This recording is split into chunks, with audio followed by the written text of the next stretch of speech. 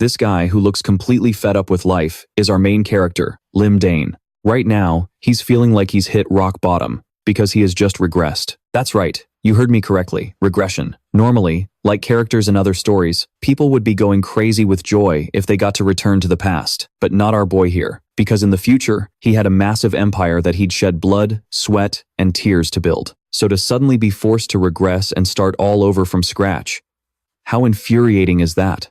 And this all started last night, when Lim Dain was celebrating his retirement party. Since he was only a B rank, the party wasn't very big, just a few drinks and some food with friends. But don't you dare underestimate him for being just a B rank.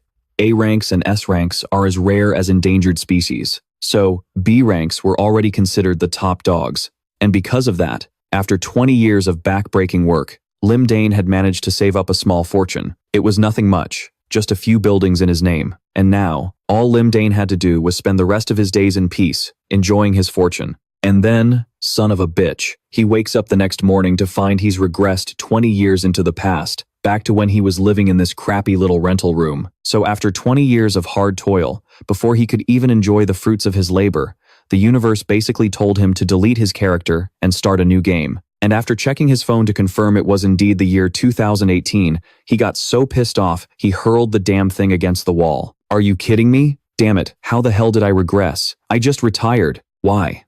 Did I do something wrong? Lim Dain screamed in despair. Then, he noticed a watch on his left wrist. It was the gift his best friend had given him the night before. Why is it here? He then slowly recalled his best friend's words. Rumor has it, this is a holy relic from the legendary sorcerer of the Byron continent. It was then that Lim Dain realized, I must have regressed because of this thing. Come to think of it, I was fiddling with it for a bit before going to sleep last night. Okay, things were temporarily clear. Just then, a loud banging came from outside the door. Hey, what's all that noise? Get out here now, you bastard.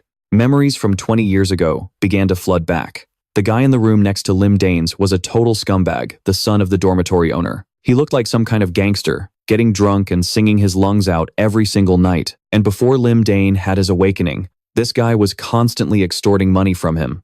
The shouting from outside grew louder. Hey, are you just going to pretend you're not in there? I'll just break down the door and come in. The unpleasant memories, combined with the asshole outside trying to break down his door, sent him into a rage. So, he flung the door open to confront the guy. This scumbag was decked out in designer gear. His jacket was made of monster hide, no doubt paid for with money he'd shaken down from someone else. Seeing Lim Dain, the guy immediately started playing the victim. I'm suffering from psychological trauma because of all the noise you were making. I was thinking about calling the police, but I don't want to do that to a young kid like you, so I'll just pretend this never happened. If you compensate me for my emotional distress. In short, the bastard was trying to shake him down for money. Then, his eyes landed on Lim Dain's watch. Hey, that's a nice watch, he said, reaching out for it. But Lim Dain reacted in a flash. He instantly slapped the guy's hand away, then planted a fist right in the fat pig's face. Following that, Lim Dain grabbed the guy's face with both hands and delivered a knee strike so painful it could shatter the heavens. Only after the fat ass collapsed to the floor did Lim Dain begin to lecture him. Why does a grown-ass scumbag like you keep trying to rob and extort money from a young guy like me? This isn't even enough to repay what you've stolen from me, but I'll be generous and let it slide. As he said this, Lim Dain expertly stripped the jacket off the guy and put it on. So, not only did his shakedown fail, he ended up getting robbed himself. The fat ass on the floor was still trembling, stammering, "No, that's expensive." But Lim Dain paid him no mind, simply turning to leave. I'm out of here. Watch your back from now on. Now, out on the street, Lim Dain was lost in thought. I'm really curious why I came back to 2018. But when I had my awakening after falling at that construction site, I struggled my whole life because of the knee injury I got. Now, that sharp pain is gone. This is great. Well then, time to awaken. At that very moment, streams of mana began to emanate from his body. This was because Lim Dain had already been controlling mana for 20 years, so awakening by himself was a piece of cake. As soon as the awakening process was complete, he began to inspect his body. Let's see. I'm malnourished and lacking muscle. I'll have to get used to this body again. But first things first. My stomach is growling like crazy. I need to get something to eat. But just his luck, there were no restaurants in sight, only construction sites. Speaking of which, he had the worst luck back in the day when it came to stumbling upon dungeons. The appearance of gates and monsters had brought about a great many changes to the world. So much damage, What the hell? Am I some kind of jinx? The moment he thought of a gate, one actually appeared. Seeing the gate appear, everyone started to panic, and a red dog began to crawl out from within. It was a red-spotted wild dog, a monster with razor-sharp teeth that hunts in packs. Just then, screams for help echoed from all around. I've regressed right into the middle of a nightmare. Let's see. A weapon? Just then, he spotted a crowbar nearby. Lim Dain wasted no time, grabbing it and preparing for a fight. And right in front of Lim Dain, a little girl was surrounded by 3 of those vicious dogs. Just as one of the dogs lunged at the little girl, Lim Dain yanked her back, shoving her behind him. Go to your dad, he told her. Seeing their prey snatched away, the 2 other dogs charged at him. To greet the 2 dogs, Lim Dain swung the crowbar and smashed it right into one of their heads, leaving it stunned. He followed up with another swing, smashing the crowbar right into its jaw. With a hit like that, even if it survived, it wouldn't have any teeth left to chew with. Finally, using all his strength, Lim Dain swung the crowbar like a bat and sent the dog flying into the distance. But just as he took one down, his stomach growled even louder. Why am I getting hungry so fast? And what the hell? Why are there so many of these things? Come to think of it, you guys are pretty plump. You look delicious. As Lim Dain spoke, he started drooling. Seeing this, the vicious dogs recoiled. Their survival instinct screamed that the guy in front of them was dangerous. And Lim Dain wasn't joking. In the future, he had actually eaten one. They were delicious. On the menu, stewed red-spotted wild dog. All right, I'll finish this up quick. I'm starving. But even though I'm young and strong again, this is still 20 years in the past. I can't fight with the same skill I had when I was 40. Lim Dain thought to himself as he charged in, clashing with the dogs. But he had one advantage now that he'd lost in the future. His knees were still healthy, and thanks to their explosive power, he easily dodged an attack from one of the dogs. He followed up by delivering a dropkick right to its snout. But the moment he took that one down, another lunged in for a sneak attack. At this rate, this is going to take forever. This weapon isn't strong enough. Thinking this, Lim Dain took out his watch, using it like a knuckle duster, and punched the remaining dog right on the snout. This watch is damn tough, Lim Dain thought. Guess it wasn't an exaggeration to call it a legendary item. Just how many of these dogs are left? 10? Or 20? Why does it feel like there's no end to them? Just then, sirens began to wail. This is the police. Please follow our instructions. Hearing that familiar announcement, Lim Dain breathed a sigh of relief. They're finally here. If those cops had been any later, I'd be dog food by now. And thanks to this damn fight, the sweet leather jacket I just acquired is torn to shreds. Just then, a police officer ran up to him. Excuse me, thank you for saving those people. Could you please provide your name and affiliation so we can issue a reward? The officer asked, pulling out a notepad and pen. My name is Lim Dain. I'm not affiliated with any organization. I haven't even registered as a hunter yet. I just awakened a few hours ago. I can't receive the reward now, can I? I'll give you my phone number and bank account number. Saying this, Lim Dain took the notepad and pen from the officer and wrote down the information himself. The officer was taken aback. This guy seemed more practiced at this than he was. Is he really a newly awakened hunter? As soon as he finished writing, Lim Dain gave the officer a cheerful goodbye and immediately took off. He left despite the officer having more questions for him. The reason was simple. Lim Dain was starving. Besides, leaving his name and phone number was all that was needed for people to get in touch with him. Finally, after a short while, Lim Dain had something to shove in his face. Here's your beef cheek porridge, sir. Eating the fragrant, delicious porridge while he was starving brought him a moment of bliss. Just then, his phone began to ring. Calling already? That was fast. It must be about time for the guilds to start scouting for new hunters. Plus, they saw my incredible potential, even though I'm newly awakened. Let's see. If this is 2018, then it's about 2 years before the first official gate appeared. That's when hunters with mana and special abilities started appearing. They began to replace police and regular soldiers. It was also the time when guilds started to gain power. Every time a new hunter appeared, a fierce war would break out to recruit them. If I make my debut now, my phone is going to blow up. On top of that, there are tons of hunter criminals out there right now, and there aren't any guidelines on how to deal with monsters when they show up. Some of the 6 great calamities are about to happen, aren't they? I guess I have no other choice. I'll have to. Using knowledge from the future, things that no one else knows, I'll retire within 3 years. I'm definitely going to live an amazing retired life. Lim Dain set this goal for himself, but it wasn't long before a man came looking for him. Excuse me, are you Lim Dain? Hearing this question, Lim Dain turned his head and replied, Yes, that's me. Who are you? That's right. I'm Kim Jiso, a manager from the Royal Guild. As he spoke, the handsome man handed him a business card. After watching the video of you hunting monsters, I've been wanting to meet you. If you haven't signed a contract with anyone yet, but just as the handsome man was in the middle of his sentence, he was cut off by someone else. Stay right there. You're Lim Dain, right? These words came from a beautiful woman. She had just started walking in from the entrance, the star of the monster takedown video. I bet you're even cooler in person than you are on screen, if you'd be willing. She only got this far before she was interrupted again. Hey buddy, I'm from the Warrior Guild. You see, our guild would love to have you, Lim Dain. Following that, countless people poured into the diner. All of them started making offers to Lim Dain. Finally, unable to take it anymore, Lim Dain had to speak up. Everyone, please keep it down. If you say one more word, I won't join any of your guilds. His words finally silenced the crowd. First, shall we go somewhere else to talk? Lim Dain suggested. A little while later, they were at a coffee shop. At this point, Lim Dain slowly sipped his coffee and began to speak. I won't waste your time. Regarding the contract commission, how much can you offer? The good-looking guy from the Royal Guild made the first offer. Mr. Lim Dain, contracts are confidential. How about we talk privately?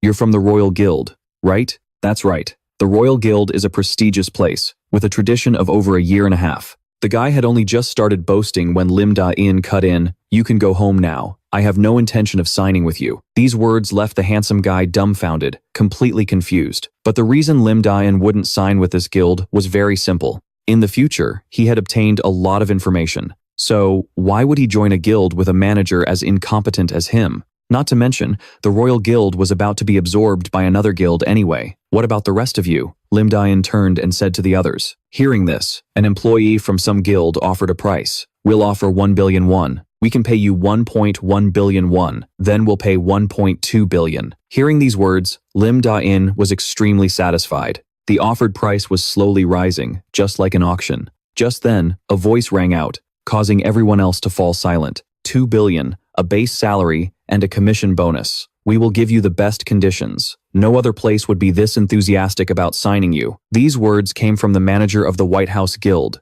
Big Young Hee. The White House was a newly established guild, but in just 1 year, it had broken into the top 3 guilds in South Korea. That's why they were so confident. And so, Lim Dain had made his choice. He then said, everyone except for Miss Big Young Hee, you may all leave. You can all leave your business cards with me. After the others left, the atmosphere became quiet for a moment. Then, Big Young Hee was the first to speak. On my way here, I watched the video of your fight over and over again.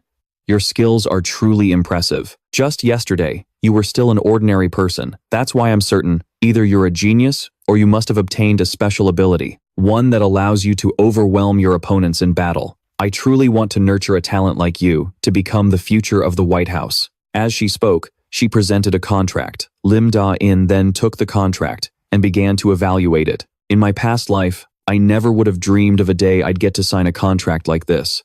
But, with that thought, he spoke up. Can I add a few more clauses? Yes, of course. Go right ahead.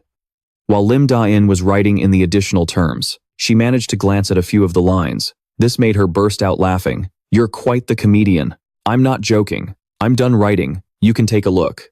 Big Young Hee said, pointing at the lines in the contract. Work 4 days a week, guaranteed to leave on time, and have the right to refuse time-consuming missions. You've got to be kidding me. After saying this, her expression became incredibly fearsome. But to someone who had fought for 20 years in the future, an expression like that couldn't possibly intimidate Lim Dain. Those are my conditions. Lim Dain replied with an equally cold expression. His firm statement made Big Young Hee reconsider for a moment. Why are you so confident in yourself? On the other side, Lim Dain calmly replied, in return, you won't regret signing a contract with me. This contract had many unreasonable clauses, so she couldn't make a decision right away. So, she began to stand up and said, I'll see you in a few days. I'm going to go back and review the contract. Big Young Hee said to Lim Dain with a bright smile. Next time, let's not drink coffee. Let's have something else. After saying that, she even winked at Lim Dain. In response to the wink, his expression was utterly bored. I'm not falling for that. As if I didn't know she was a woman. The guild masters? After everything here was settled, Lim Dain decided to go register as a hunter. A moment later, at the Seon branch of the Disaster Control Center, Lim Dain was present to register as a hunter. But there was a small problem. According to the female employee, the authorized personnel weren't currently here, and she herself couldn't make the decision on this matter. This kind of thing really gave Lim Dain a headache. I'm in a hurry. Can't you process this any faster? I'll try to contact my superior and see. Great. So the person with authority is that guy, huh? I'll get this done quickly, and then get the hell out of here. Meanwhile, the girl also began to contact her superior. Hello, Captain? There's someone who wants to register as a hunter, and he says he's in a hurry. After a brief discussion, it seems she was granted permission for this registration, so she started leading him to the testing room. As they walked, she asked, "Do you have any special abilities?" "I'm the physical type. I don't have any special abilities." Of course, Lim Dain was just bluffing. In this era, there were no mana detectors yet, so they could only see your special abilities or physical strength when you showed them. In this life, I won't let anyone know about my abilities. A moment later, they arrived at the testing room, which was filled with weights. "We'll start with the hunter test first, sir. Can you lift that barbell?" Right then, in front of Lim Dain, was a giant two-handed barbell. But for an awakened being, lifting this was a piece of cake. With just one hand, he lifted the barbell. "So you really are a hunter, huh? Did you think I was lying? My apologies. Let's move on to the next step." After a while, the test was finally over. At this point, the employee handed Lim Dain a piece of paper. "Mr. Lim Dain, this is your temporary hunter certificate. We will contact you when the official certificate is ready." "All right, then I'll be on my way." But just as Lim Dain was about to leave, a voice suddenly rang out. "June, are you here, Captain?" This voice made his face darken, because he knew very well who the owner of this voice was. Damn it, I'll just walk past quietly. And the owner of that voice was none other than Do Sang-guk from the hunter support team. Getting involved with him was nothing but trouble. I'd better never come back here again, Lim Dain thought to himself. But at that moment, Lim Dain didn't know that Do Sang-guk had already taken notice of him. After all, he was a super rookie hunter. A while later, at the contamination control zone, the area was completely sealed off. It was destroyed and abandoned because of the monsters. Everything changed when the dimensional gate appeared, leading to the continent of Gear, a fantasy world where sword and sorcery exist. After 1 year, dimensional gates linked to Gear would open all over the Earth, and humanity would face a new revolution. In South Korea, only one gate was predicted to open in this control zone. As soon as I get the contract money, I'm buying this whole place, and once it successfully opens, I'll be filthy rich. A grin spread across Lim Dain's face as he thought about it. The vision of himself bathing in money was already painted in his mind. But first, I have to pack my things and go hunt some monsters. As he spoke, he began to put away his belongings. Suddenly, a voice rang out. "Get lost, or I'll kill you. I'm warning you. If you dare come any closer, you will die." This voice caught Lim Dain's attention. Is this the language of the continent of Gear? He thought for a moment, then immediately began to use his own special ability. Right after, Lim Dain's figure began to fade. This was the effect of his stealth ability. By blending into the surroundings, he could conceal his presence. Back then, this ability had forced Lim Dain to participate in dangerous missions like reconnaissance, espionage, and assassination. I'm never going back to those damn places, Lim Dain thought as he quickly moved towards the source of the sound. Just then, the voice rang out again. "Don't come over here. Could someone be chasing that little girl? I have to check." With that thought, Lim Dain began to speed up, and not far from there, a little girl was indeed surrounded by 3 large thugs. "I'm warning you, you brought this upon yourselves." As she spoke, the little girl created a fireball in front of her. This astonished the thugs. "What the hell is this? Is that a superpower? So cool. I bet this kid will fetch a high price." These guys spoke casually, without a hint of fear. But on the other side, perhaps because she was panicking, the fireball the little girl was forming suddenly fizzled out. At that moment, Lim Dain also arrived and witnessed the scene. She speaks the language of Gear and has superpowers. Is she a dimensional refugee? Of all the people to run into, this kid had to meet human traffickers. Meanwhile, the thugs were getting ready to make their move. "Hey kid, just give up. Come on over here. We'll buy you some delicious food. How about that?" These words came from a thug with a venomous snake tattoo on his left arm. The moment he saw that tattoo, Lim Dain recognized it. That was the symbol of the Blood Serpent criminal group. These scumbags, they're into human trafficking too? I'm low on mana. I have to drop my stealth now. It's been a while since I've met someone from Gear. Should I save that kid?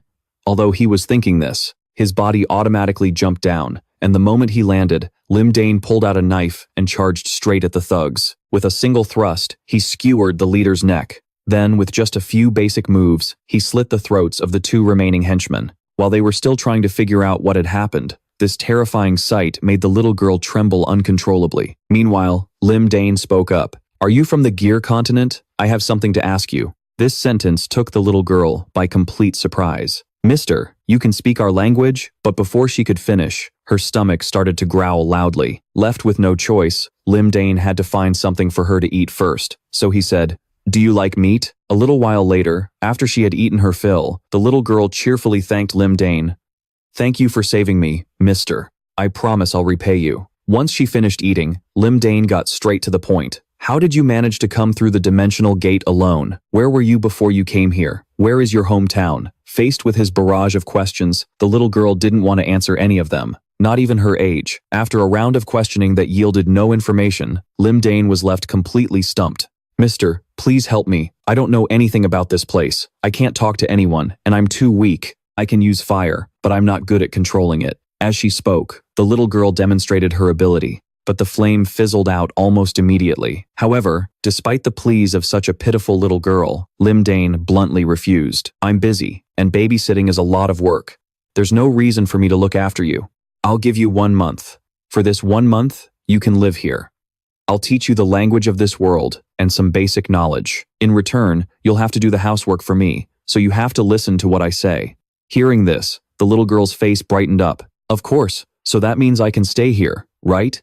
Seeing her reaction, Lim Dain started to feel like this was going to be a hassle. "I already said it's not for free. Go wash these dishes first." "Yes, sir. My name is Lily. I hope we can get along." Hearing the name Lily, Lim Dain felt a sense of familiarity. A fire system skill user named Lily? No way. Could she be the monster who burns down half of Seoul 5 years from now? With fiery red hair and the ability to use fire, her name was Lily, from the Gear continent, one of the 6 calamities, the Flame Sorceress. She looked just like this child. No, they were identical. I know that the Flame Sorceress was kidnapped by a criminal organization as a child, and was raised to become a calamity. Could it be that I've just prevented the first disaster? A little while later, Lim Dain took Lily to the market. Since it was the first day they met, he decided to cook her a special meal. In the future, after the first dimensional gate opened, famine forced humans to eat monster meat. Right now, the supply is much greater than the demand, simply because its effects are not yet known. This meat was a mana-rich ingredient that would be impossible to buy in the future, which is why the shop owner even threw in a lot of extra meat for free when Lim Dain bought some. After all, he couldn't sell it anyway. While they were at the market, Lim Dain also asked Lily if there were any clothes she liked so he could buy them for her. "That's right, I need to buy you some more clothes. Go ahead and pick something." "Really? I want to wear this one." Lily pointed to a rather cute outfit. This outfit made Lim Dain pause for a moment, so he decided to buy Lily a tracksuit instead. A men's one, at that. The reason he gave was that wearing a dress in this wasteland wasn't practical. I think that was just a small part of the reason. The main reason was probably money. A little while later, after returning home and cooking for a while, the special dinner was finally ready. This was Lim Dain's specialty. A nutrient-rich mana dish.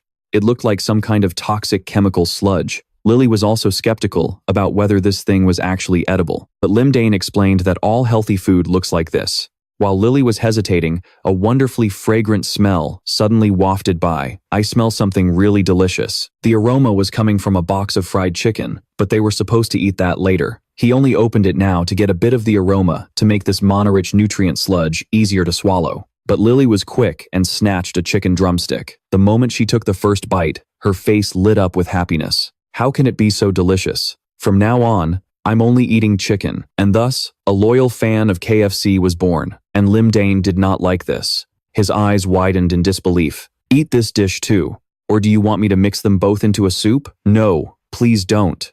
Lily hurriedly stopped him. At this point, Lim Dain also sat down to enjoy his special meal. Already a picky eater, it's not so bad you can't swallow it. That's what he said to Lily out loud. Anyway, but deep down, he knew this dish tasted like crap. It was just barely edible enough not to kill someone. If I hadn't regressed, I'd be enjoying all sorts of delicacies in fancy restaurants right now.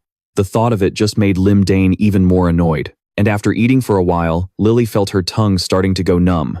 "Just finish it all. You can complain later. Go wash the dishes and read a book, kid, and don't bother me." "Okay," Lili replied, bored. Meanwhile, Lim Dain found a quiet spot to train by himself. He was practicing the Great Sea Heart technique, which enhances his mana and makes it more flexible to use. He had practiced this heart technique before his regression, but this time, his mana was increasing much faster than he expected. Even though he had tried his best to train with the heart technique before, it had been completely useless. Is it because of the mana-rich food and my youth? I can feel the size of my dantian growing rapidly. At this rate, if I combine the heart technique with mana-rich meals, I'll become even stronger than I was before I regressed. Is it about time to start finishing things? Perhaps because the training was so exhausting, his stomach suddenly started to growl. And Lily, who was watching from a distance, was just waiting for this chance. "Are you hungry, uncle? Do you want some chicken?" she asked with an expectant look in her eyes. But, despite her hopeful gaze, what was served to them both was another mana-rich meal. "I hate this stuff," Lili screamed while eating, her face turning purple. He wasn't sure if she was being poisoned, but Lim Dain himself had to admit this food was absolutely foul, if it wasn't for getting stronger. 2 days later, thanks to his diligent eating, Lim Dain's mana had increased significantly. At this level, he could probably even go treasure hunting. Just then, his phone rang. The caller was Big Young Hai. "Yes, this is Lim Dain. I'm a little disappointed. I thought you would have contacted me first. Aren't you curious about what I think?" On the other end of the line, Lim Dain had completely forgotten about the contract. Luckily, he managed to cover his tracks. "I've been pretty busy lately. Did the contract revision go smoothly?" Big Young-hee was silent for a moment, then said, "I successfully convinced the higher-ups. They said they'll hire you if you can prove your skills." "Skills? Do you want me to take a test or something? I'm sorry, I think making you take a test is very strange. If you can wait a few more days, I can find another way." But who was Lim Dain? He was a regressor who wasn't afraid of a single damn soul. So he immediately sealed the deal. "Let's just do the entrance test. However, I have one condition." A while later at the White House Guild, the two finally met with Big Young-hee. "Oh my, who is this adorable little girl?" "Her name is Lili. She's my cousin. Say hi, kiddo. She lived abroad, so she's not very good at Korean. I'll have to bring her along for a while due to some complicated matters." Just then, Lili wondered, "Who is this lady? She's so pretty, uncle." "She's the one who's going to give us money," Lim Dain answered decisively. And Lili immediately started imagining, "She's giving us money? Does that mean she's a good person?" It seemed like in Lili's mind, all currency was converted into chicken thighs. Over here, Big Young-hee assured Lim Dain that their guild wouldn't pry into the private lives of their hunters, so he didn't need to worry. Not long after, Big Young-hee led the two of them to meet a tall, large man. As soon as he saw the two of them, he greeted them. "Welcome, I'm Baek Trang-zu from the White House Guild. We should have contacted you first, but some things had to be done this way. I hope you understand." "It's fine, I can just consider this a tour."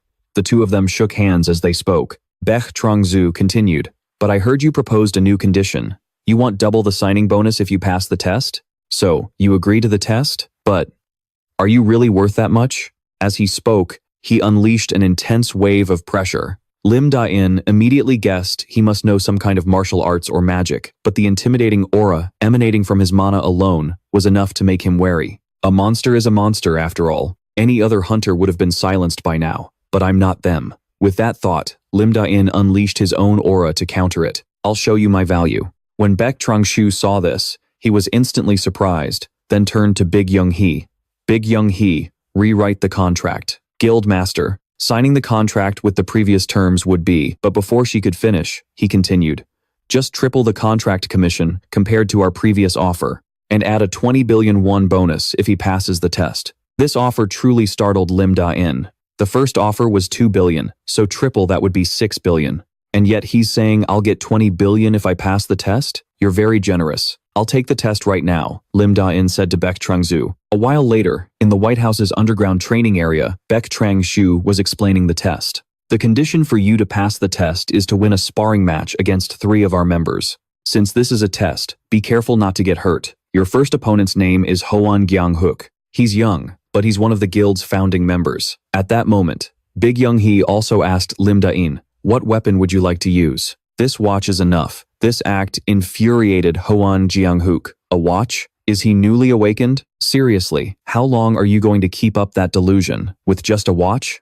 Over here, Baek Chang-soo announced the start of the match. "I'm going to beat you down right here," Hwan Kang-hyuk whispered, just loud enough for Lim Dain to hear. Lim Dain had no idea what was wrong with this guy. From reading the news, he knew this guy's attribute was speed. The more he moves, the faster he gets, without needing any rest. So I have to beat him before he gets any faster. At that moment, Hwan Kang-hyuk also used the tactic of running in circles to find an opening to attack. This move surprised Lim Dain a little, because he thought this guy would charge in the moment the match started. A few other guild members watching from above also began to observe. Looking at how Hwan Kang-hyuk was accelerating, it seemed it would be really hard to beat a top member. It's over. For a newbie like him, at least he has guts. Over here, Big Young Hai was also a bit worried, not knowing how Lim Dain would handle this. But down below, after running in circles for a while, Hwan Kang-hyuk finally decided to attack. Instantly, he appeared behind Lim Dain, but with 20 years of combat experience, Lim Dain easily predicted his attack direction, then gifted the guy a punch to the face. Everyone above was a bit surprised to see Lim Dain win with just one blow. "Who's next?" Lim Dain asked confidently. The money was about to flow into his pocket. Baek Chong-soo then spoke up. "Congratulations, Lim Dain, you were amazing. Is that guy okay? It seems there are no life-threatening injuries. The medical staff is there now, so a few days of rest should be enough. It's all thanks to you holding back." How could it look like that?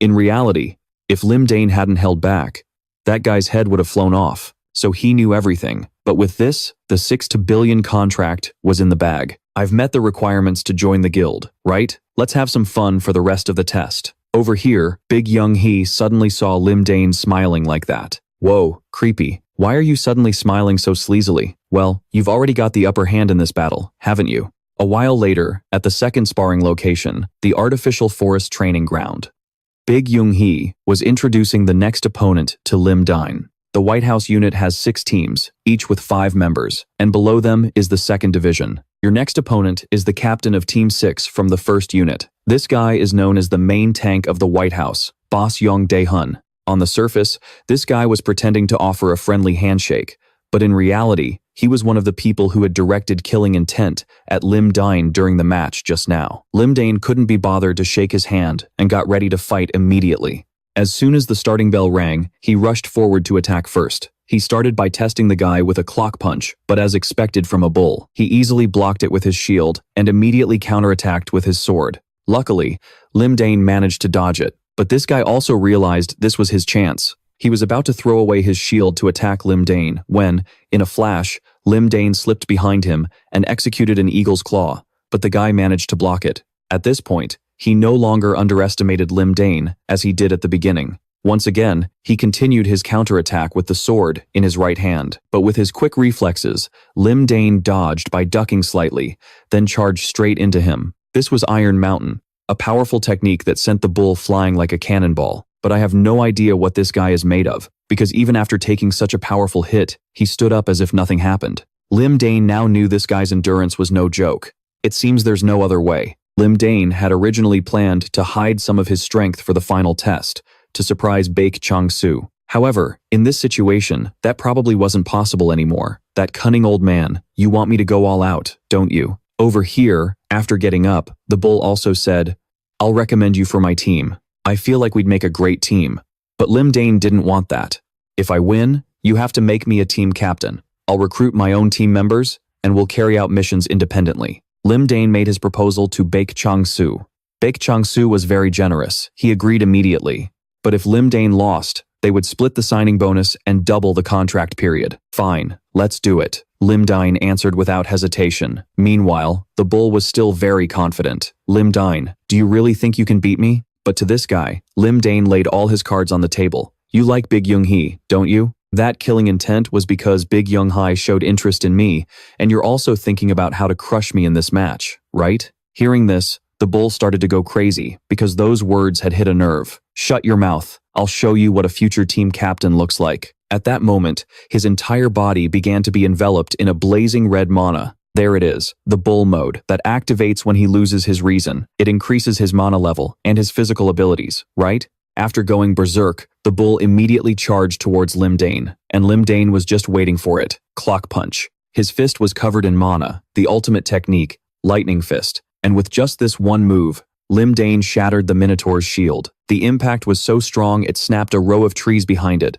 and after landing this blow, the Minotaur was defeated. He himself was panting heavily. The reason was that this body was still too weak. He couldn't believe he'd used so much energy after just one lightning fist. For now, I'll just have to make do with my ultimate skills. After all, I'll have to use them in the next fight too. As he said this, he sat down to recover his mana. Just then, Baek Yoon-hee came over to congratulate him. Congratulations, Captain of Team 7.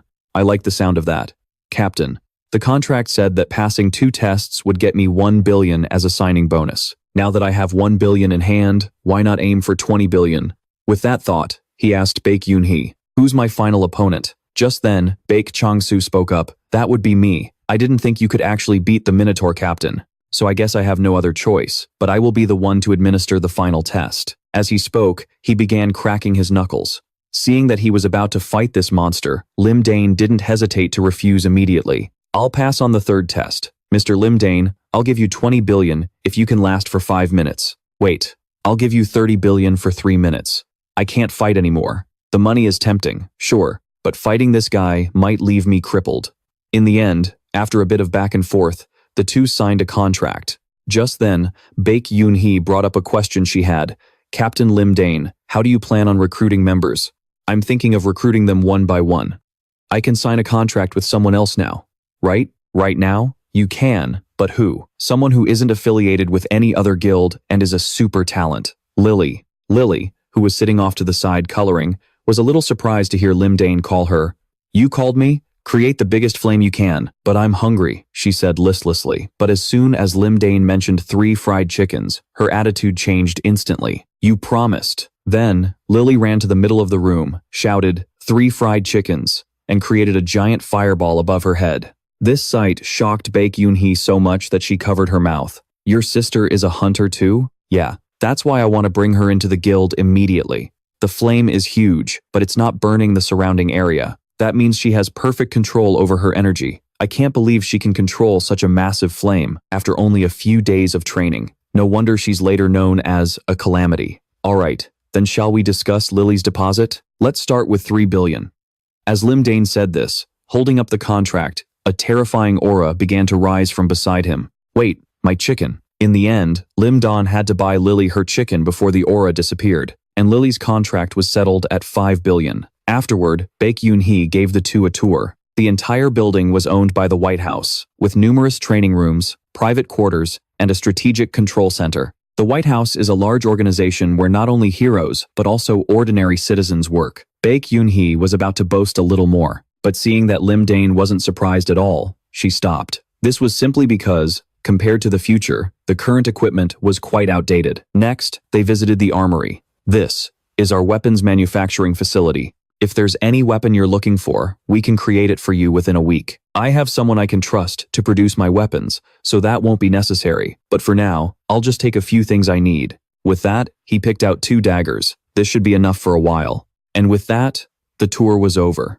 Just as they were about to wrap things up by meeting the chairman, Baek Chang-soo appeared. "Team leader Lim Dain, there you are.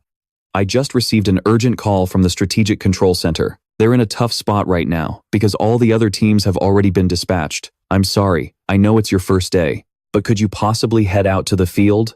Hearing these words, Lim Dain's mood dropped by 50%. "I thought I'd get to go home early on my first day, but I guess not."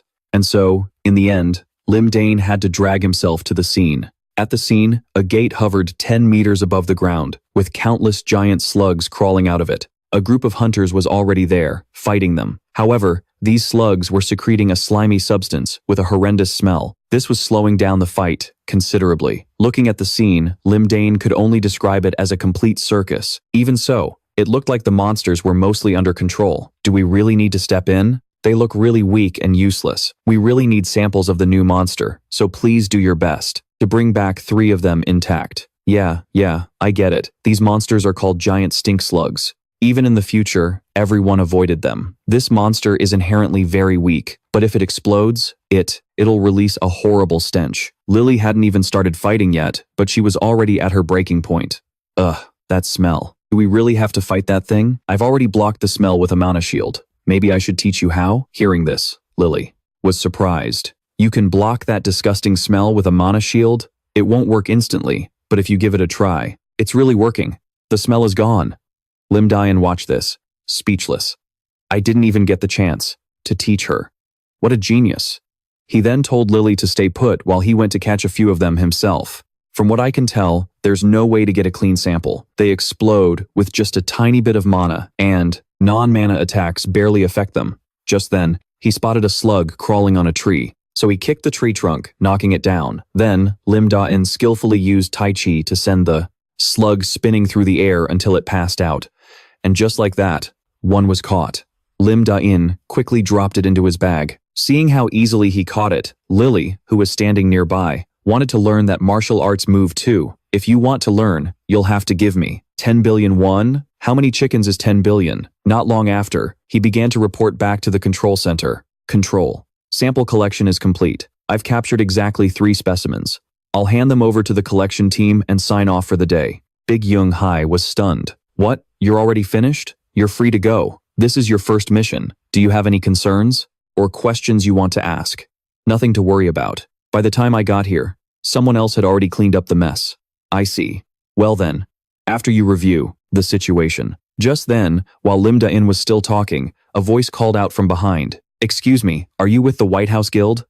A little surprised, Lim Dain turned toward the voice. There were 3 of them. The man in red spoke up. I've never seen your face around here. You new? Yeah, why? I heard you guys got a new rookie. Isn't that a team leader's armband? Are they so desperate for people that they'd make a rookie? A team leader? Hey, that move you used earlier, is that your martial arts attribute? This man in red was from the Black Lapel Guild. He was also the captain of Team 5. His name was Kang Se-hui. Lim Dain knew this guy. In the future, this man had been his boss. And as for these guys, he didn't have a single good impression of them. His face turned cold. Cut the small talk. What do you want? These damn slugs keep exploding the moment we touch them. So, none of us have been able to get a clean sample. Hearing that, Lim Dain knew exactly what these guys were after a handout. So you, want one? I don't feel like it. So what? The man in red's face twisted in anger. You don't feel like it? How old are you? You're talking. Pretty disrespectfully, kid. Seeing the guy was about to fly off the handle, the other 2 quickly stepped in. Hey Kang, let's just talk this out. No need to get heated. Of these 2, one was the captain of Team 3 from the Warrior Guild, and the other was the captain of Team 5 from the Royal Guild. The man in yellow then tried to reason with him. Come on, buddy. We're going to be seeing a lot of each other on the battlefield, so it's best if we help each other out and work together on missions, right? It sounded reasonable enough, but it was the kind of logic used to trick kids. Big Young Hai, sensing the situation, quickly chimed in. Don't fall for it. You should just refuse. I'll send a formal complaint to their guilds later. But Lim Dain was all too familiar with this kind of situation. They would just take it by force if he refused. So, he threw the bag on the ground and sat on it. Come and get it, if you can. It was a blatant provocation. The men started to get pissed. We tried to be nice about this. And you little bastard, want to pick a fight with us? Is that what you want? Meanwhile, Lim Dain quietly whispered to Lily. When I give the signal, I need you to light up the whole area to create a diversion. But Lily had a much more direct approach. She asked if she should just roast the whole lot of them to make things quicker. No, killing them would be a huge pain. Just light up the area. And at that moment, just as the 2 sides were about to clash, the gate in the sky suddenly widened, and a giant slug crawled out.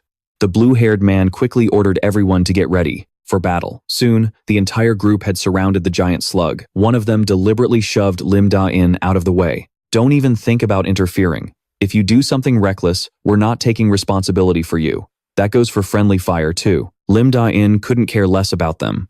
Put this in the car, he told Lily. At that moment, the group was getting completely wrecked by the slug. What the hell? Our attacks won't cut it? Some members of the group were even caught by the slug. So another hunter quickly ordered everyone to cut its tentacles to free them. Over on the comms, Big Young Hai urged Lim Dain to join the fight. You need to at least sever one of its tentacles to prove you have a claim to the spoils. But Lim Dain just chuckled. Don't worry about it. With their level of strength, there's no way they'll ever capture it. Meanwhile, the cannon fodder was still getting tossed around by the giant slug. Everyone, focus on the tentacles around it. Get back. This slime is melting through the shields. Everyone fall back for now. Ranged assault team, get ready. Damn it, these things are on a whole different level than the smaller ones. Meanwhile, Lai Lai was getting bored watching these hunters peck at each other like headless chickens. How much longer do we have to sit here and watch this? We can only move in after they've all cleared out. Just then, a hunter was about to be snatched by the snail. He was Wang Guho, nicknamed the Gullible King from the Black Demon Guild, but he had already run out of stamina, and the snail's tentacle caught him. It was already starting to digest him when, in the nick of time, Lim Dain swooped in and severed the tentacle, saving his life. Lim Dain turned to him and said, "You're using your attributes all wrong. If you want to learn the right way, find me later and I'll teach you. Let's go, kiddo." And with that, the two of them charged toward the snail. Lai immediately threw up a wall of fire, shielding them and blocking the view of the other hunters. Seeing this reckless move, a man named Bi Hyung-hee urgently called out, "Captain, you saw what happened to the other hunters. This is too reckless. The support team will be here in 5 minutes. We should wait and fight together." But Lim Dain replied, "The other guild's support teams will also be here in 5 minutes. It's better for us if we take control of this fight ourselves." Hearing this, Bi Hyung-hee yelled, "It doesn't matter if we can control it or not. It's too damn dangerous. Don't worry. I'll take care of it and get out safely." The reason Lim Dain was so confident was because he already had all the information he needed on this monster. It was an amorphous class monster, and there was an entire section dedicated to it in his guidebook. Memorize this strategy for unforeseen circumstances. This monster's weakness is fire. When exposed to fire, its movements slow down, just like a real snail. With this in mind, Lim Dain charged forward, telling Lai, "Cover me." The monster could rapidly regenerate its tentacles thanks to its powerful healing ability, which was why he needed Lily's help. As soon as Lim Dain dashed past the snail, he yelled, "Now!" Instantly, Lily unleashed her magic, attacking the snail. Fire was a hard counter to this monster. The moment the flames hit, its tentacles sizzled and burned away. Meanwhile, Lim Dain circled the beast, slicing off its other tentacles. Once we've severed all of its tentacles, it will have to retreat into its shell to regenerate, and the entrance will be sealed. Just as the guidebook predicted, the snail retreated. But Lily was confused by this situation, not knowing what to do next. But Lim Dain was already prepared for this. He pulled out a large iron spike and said, "I pulled this off a car. It should do the trick. This bastard's shell is incredibly tough. To attack it from the outside, you have to target its weakest points first." With that thought, he began to drive the spikes into the weak points on its shell with his bare hands. The hunters outside, blocked by the wall of fire, still had no idea what was happening inside. After a moment, he finished setting all the iron spikes. "I need to strike the center of the shell before it finishes regenerating its tentacles. Now, one powerful blow should do it."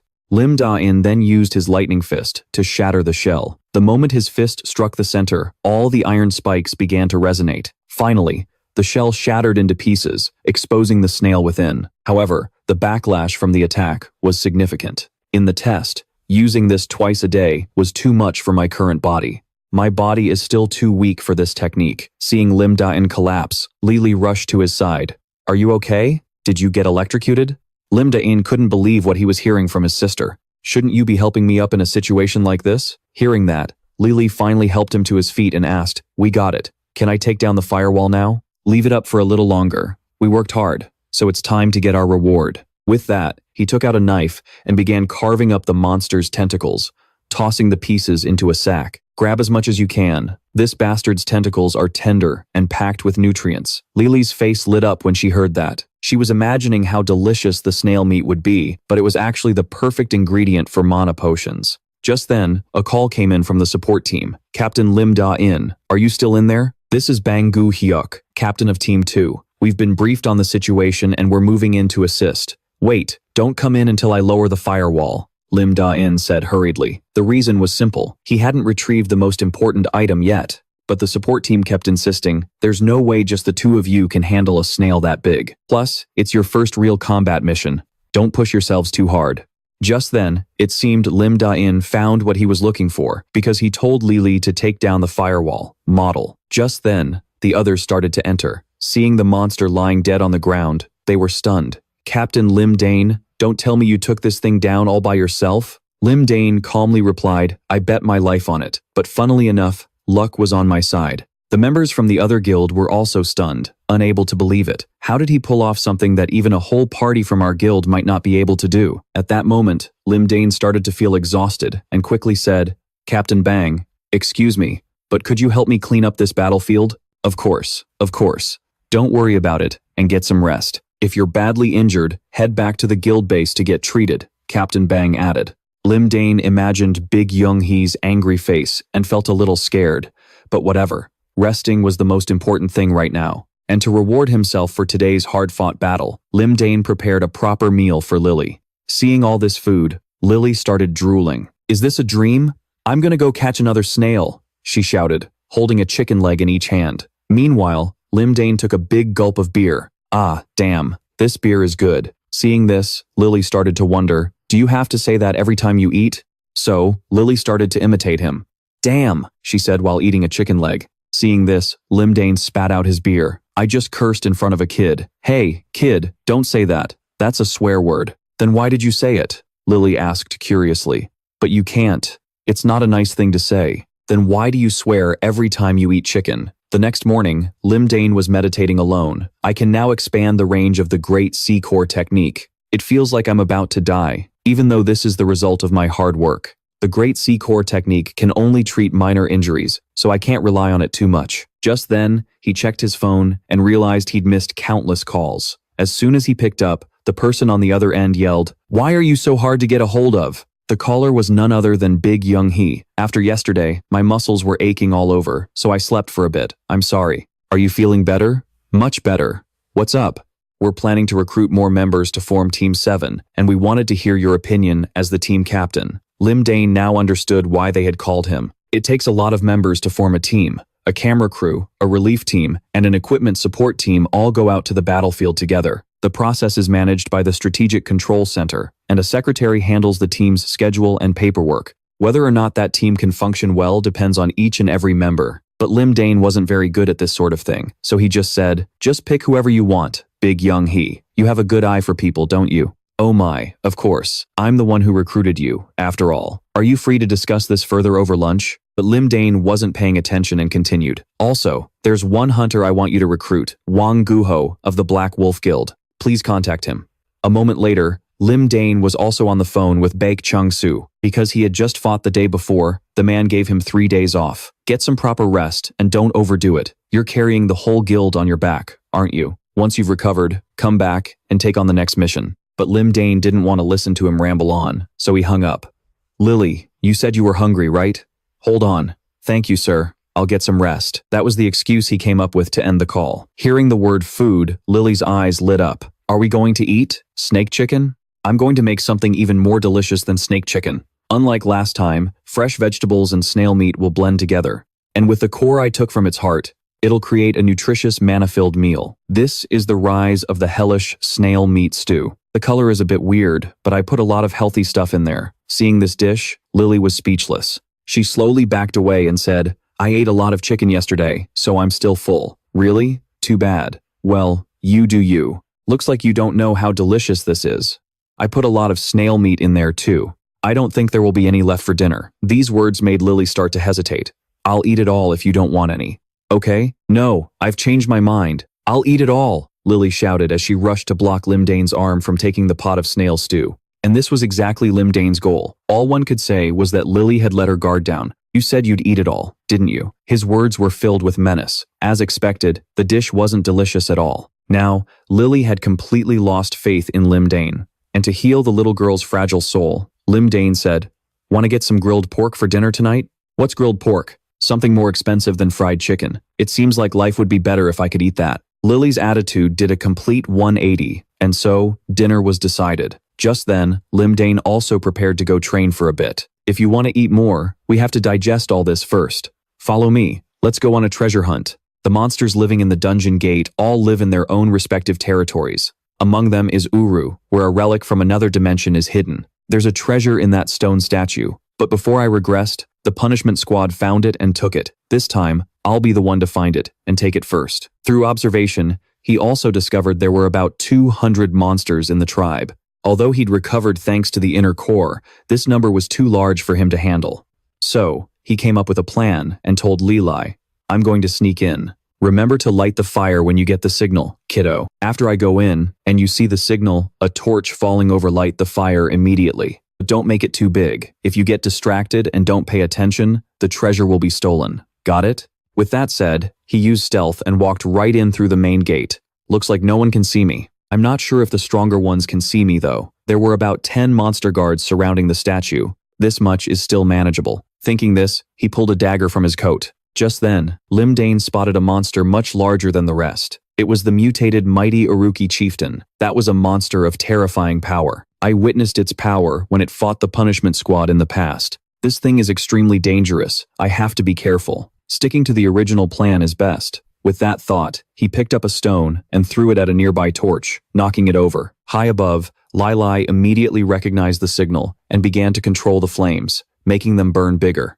At the gate, the chieftain hurriedly ordered his underlings to go check it out. This was Lim Dain's chance. Good, I'll smash the stone wall from here. Just as he thought that, the chieftain suddenly vanished and instantly reappeared behind Lim Dain. He can see through my stealth? Fortunately, Lim Dain reacted quickly and managed to dodge his attack.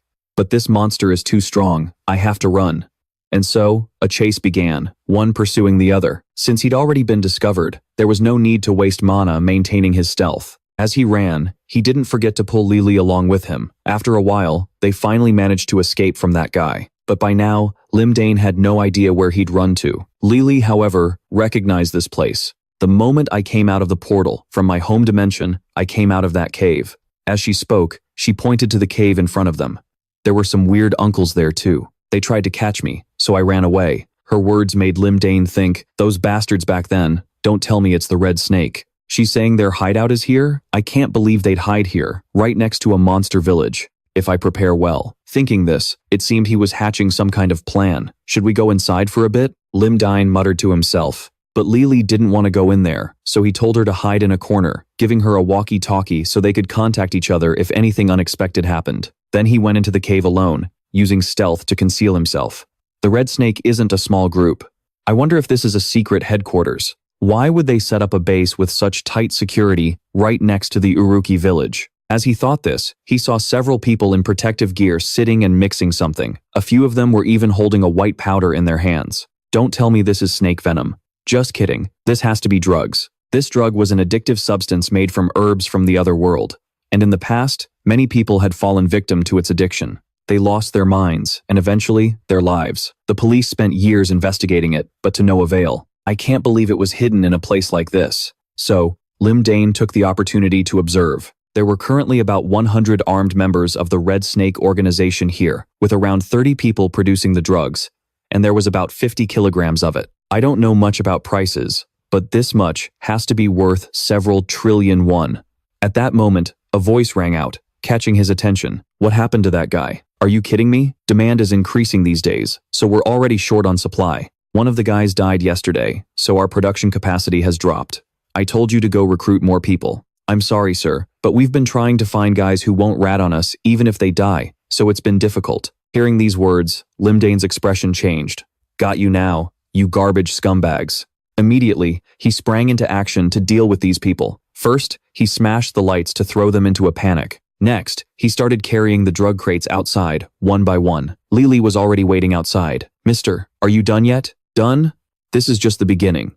Now we're going to play a game of tag. Tag? There are a lot of people chasing after us. We just have to not get caught. That sounds fun. It's dangerous, so don't stick your head out. Just stay hidden. Just then, the men from behind found Lim Dain. He's over there. Get that bastard. To these men, Lim Dain just turned his head and gave them a friendly smile. I'll be taking this. Thanks. And in response to his thanks, a rain of bullets flew forward. Luckily, Lim Dain's speed was fast enough for him to dodge. Honestly, with his speed, he could have lost them in an instant. But just doing that would be a waste, so he led them straight to the greenskins. It only took him a moment to reach the orc village, and the moment these greenskins saw Lim Dain, they started going crazy. The gunmen following behind realized they'd walked right into a trap, and to make sure the two sides would fight, Lim Dain told Lily to get out of the crate. Then he hurled the drug-filled container right at the greenskins. The guys from the Red Snake Guild went ballistic too, and one of the underlings, not knowing what to do, turned to his boss. What should we do, boss? Kill the monsters, get the drugs back, and then we'll kill that bastard last. At that moment, Lim Dain activated his stealth to slip away, while the greenskins and the gunmen started tearing each other apart. The bullets did decent damage against the grunts, but to the leader, it was nothing more than a tickle. It just charged straight forward, completely ignoring the bullets hitting it. What are you guys doing? Shoot! The bullets can't even pierce its skin. As soon as the leader got close, it lopped off a guy's head with a single swing. And so, the massacre began. Meanwhile, Lim Dain and Lily were comfortably watching from above. When will it be over? I'm so hungry. Just wait quietly. Things don't always end so easily. Looks like things are about to wrap up here. Should I go down and clean up? And just then, down below, the battle had officially ended. After the leader had chopped off all the gunmen's heads, it was happily celebrating by raising its blade high. But it didn't even get to celebrate for 3 seconds before a knife pierced through its chest.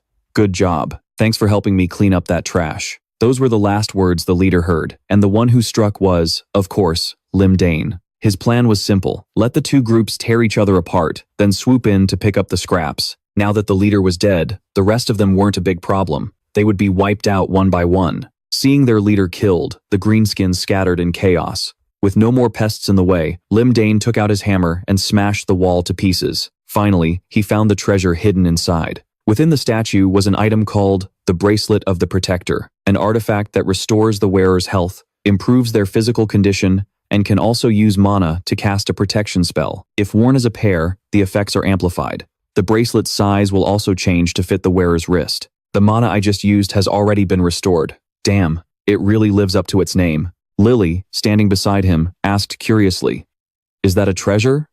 "That's right, kiddo. Come here." He then put one of the bracelets on Lily. His action made the little girl curious, but Lim Dain explained, "It has a protection spell inside. A normal person wouldn't even notice it at a glance." Looking at the bracelet on her wrist, Lily's face lit up with happiness. "Really? It's just like yours, mister." The reason he gave her the bracelet was because she was still too weak, and he couldn't follow her around forever. So this bracelet was the best thing to have in case of danger. And while Lily was still admiring the bracelet, Lim Dain spoke. "We'll have a late dinner. I need to go back to the cave first." Lim Dain's words surprised Lily. "What? Why do you have to go back there? I'll tell you later. But first, Lily, burn that entire place to ashes. We'll go eat if you do it." "No, actually, we'll go eat something even more delicious later." "Okay."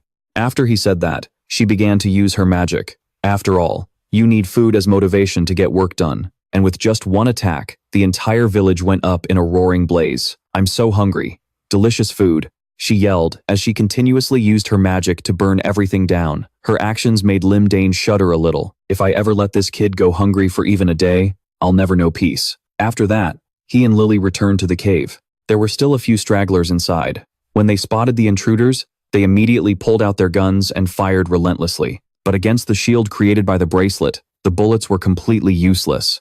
"Kiddo, pay attention. With that bracelet, you can do this too." Lim Dain guided Lily, and she was immediately able to use it. Although her shield was a bit smaller than Lim Dain's, she could even change its shape and move it to attack like a weapon. Her actions made Lim Dain realize the vast gap between an ordinary person and a genius. After a moment, only one man was left. This guy knew when to fold. Seeing he couldn't win, he immediately dropped to his knees and begged, "I'm sorry, please spare my life. I'll tell you everything about the organization." What the hell? Just a while ago, the captain was so damn sure that they only recruited people who would never talk, even if they died. Yet this guy was spilling his guts without a second thought. But for a pragmatist like Lim Dain, he couldn't care less about that information. "Bring me the safe."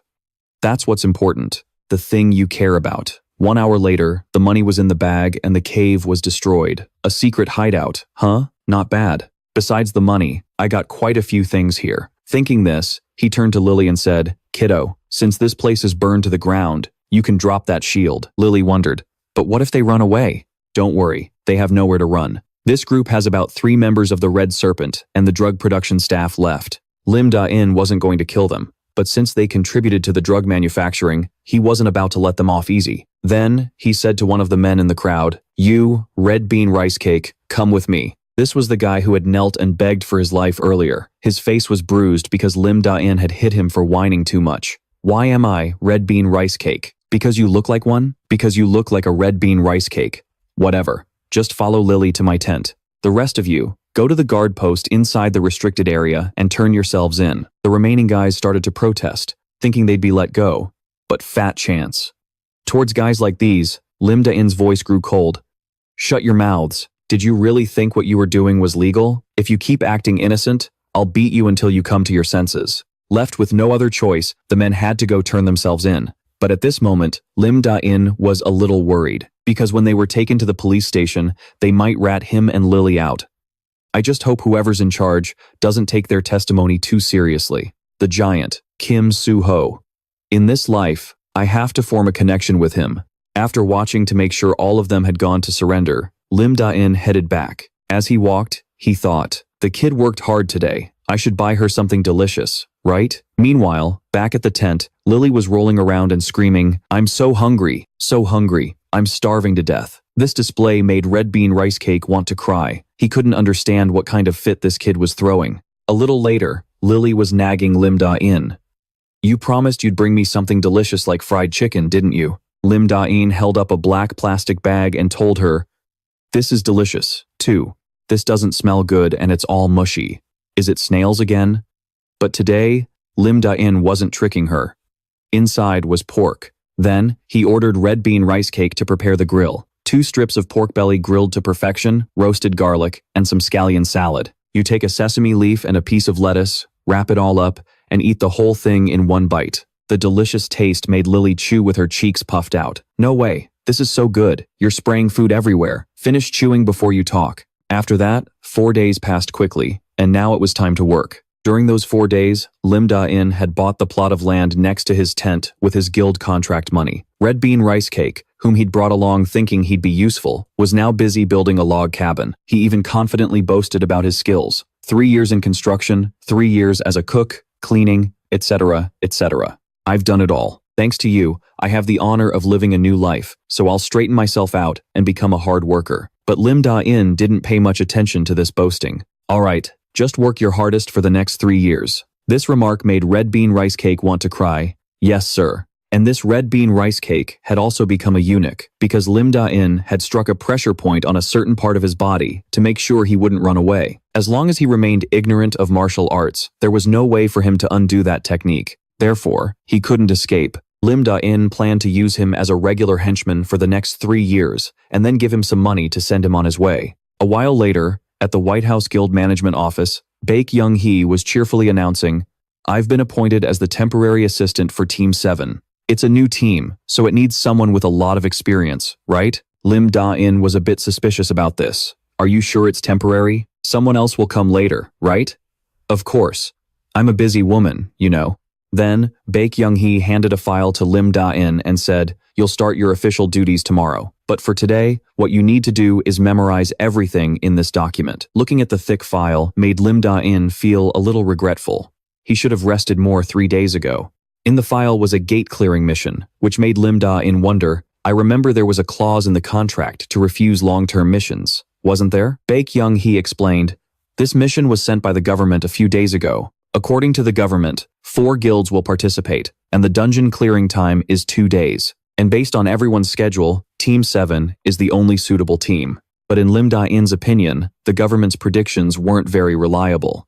Briefly speaking about monster gates, they can be divided into 2 types. Type A, where the gate automatically disappears after all the monsters have come out, and to resolve this type of gate, we just need to kill all the monsters. Next is Type B, where the gate does not automatically disappear after. When no monsters come out of a gate, it means someone has to go in, kill every last one of them, and destroy the pillar to get out. Normally, clearing a B-rank dungeon like this is considered a gate destruction mission.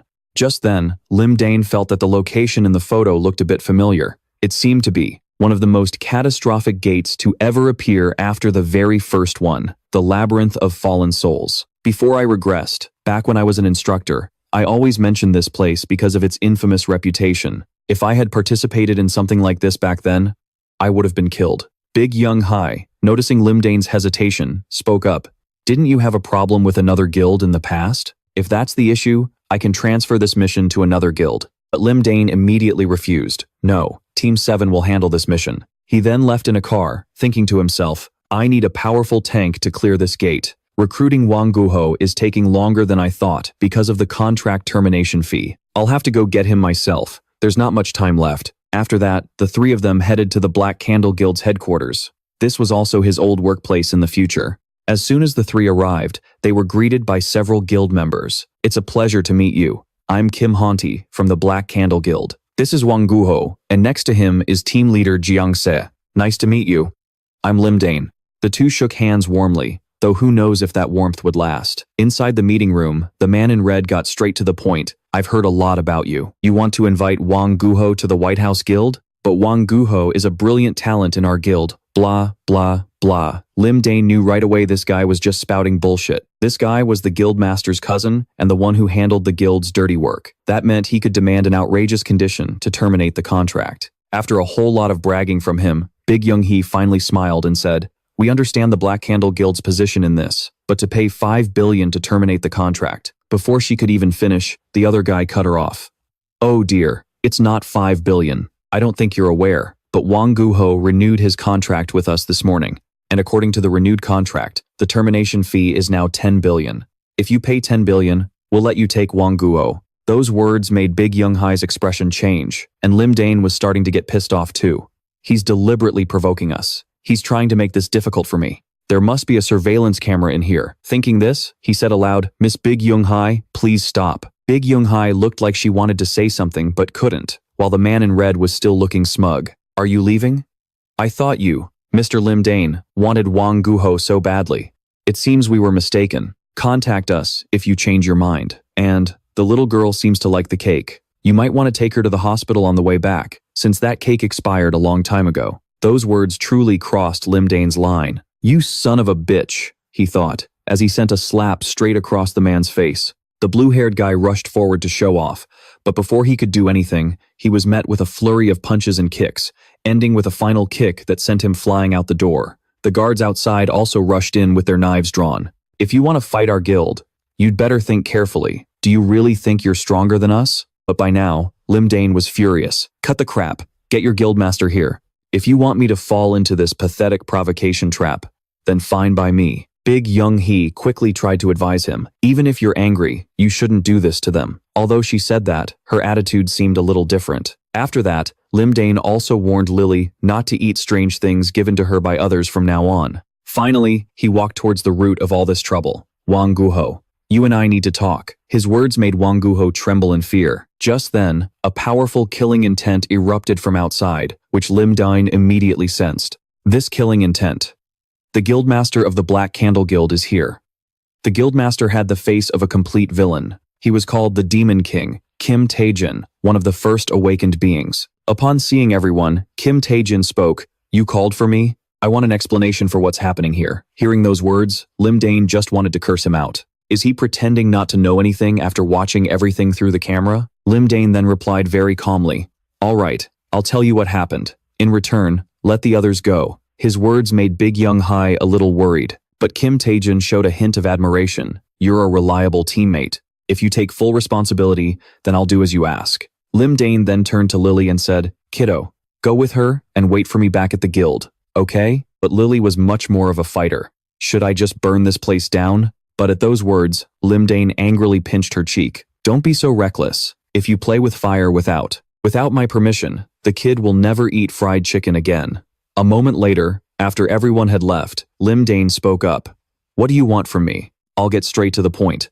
Why don't you work for me?" As he spoke, he presented a contract, but Lim Dain didn't rush to take it. "Is this some kind of scouting offer? To get me, you'd have to pay a massive transfer fee." But this guild master was cunning. He had already thought this through. "I never said you had to leave your current guild. You can keep working for the White House Guild. You just need to regularly pass some information to me." Lim Dain immediately realized this guy wanted him to be a spy. He promised that he would be handsomely compensated. "If you look at this contract, you'll see it's not a bad proposal. And if I refuse?" Lim Dain shot back. "Then you'll pay the price for the mess you caused here. I might accidentally make it so you can't use one or two of your hands anymore." The man's voice was filled with menace. Meanwhile, outside the building, Baek Chang-soo, having gotten the news from somewhere, had rushed over. "Kim Taejin, give me back team leader Lim Dain right now. If I count to 1 and you don't return him, I'm storming in. Do you hear me?" he said, his voice full of rage, his sword already in hand. But just as he counted to 1, a voice rang out. "Guildmaster, what are you doing here?" Baek Chang-soo was a bit confused to see Lim Dain. "Team leader Lim Dain," Baek Young Hee said, "they locked you up." "Oh, did they?" I apologized to them from the bottom of my heart, and they accepted my apology. Perhaps my sincerity moved them. "They even gave me a gift," Lim Dain said, happily holding the gift bag in his hand. Going back 1 hour, the The reason Lim Dain could walk out of there safely was because he knew one of the Guildmaster's secrets. Guildmaster, before you continue. Quote, your relationship with your sister-in-law is quite intimate, isn't it? Would you mind if I were to expose it? The truth about the connection between you and your younger brother's wife. If I have to, I'll investigate it myself. These words made the Guildmaster's face turn pale. How did you know about that? But Lim Dain had no intention of answering his question. If you want to keep this hidden, then you should consider my proposal. First, hand over Wang Guho without any contract termination fee. The details of the additional fees are according to my terms here. You should show them to me now. The Guildmaster on the other side was furious, but there was nothing he could do.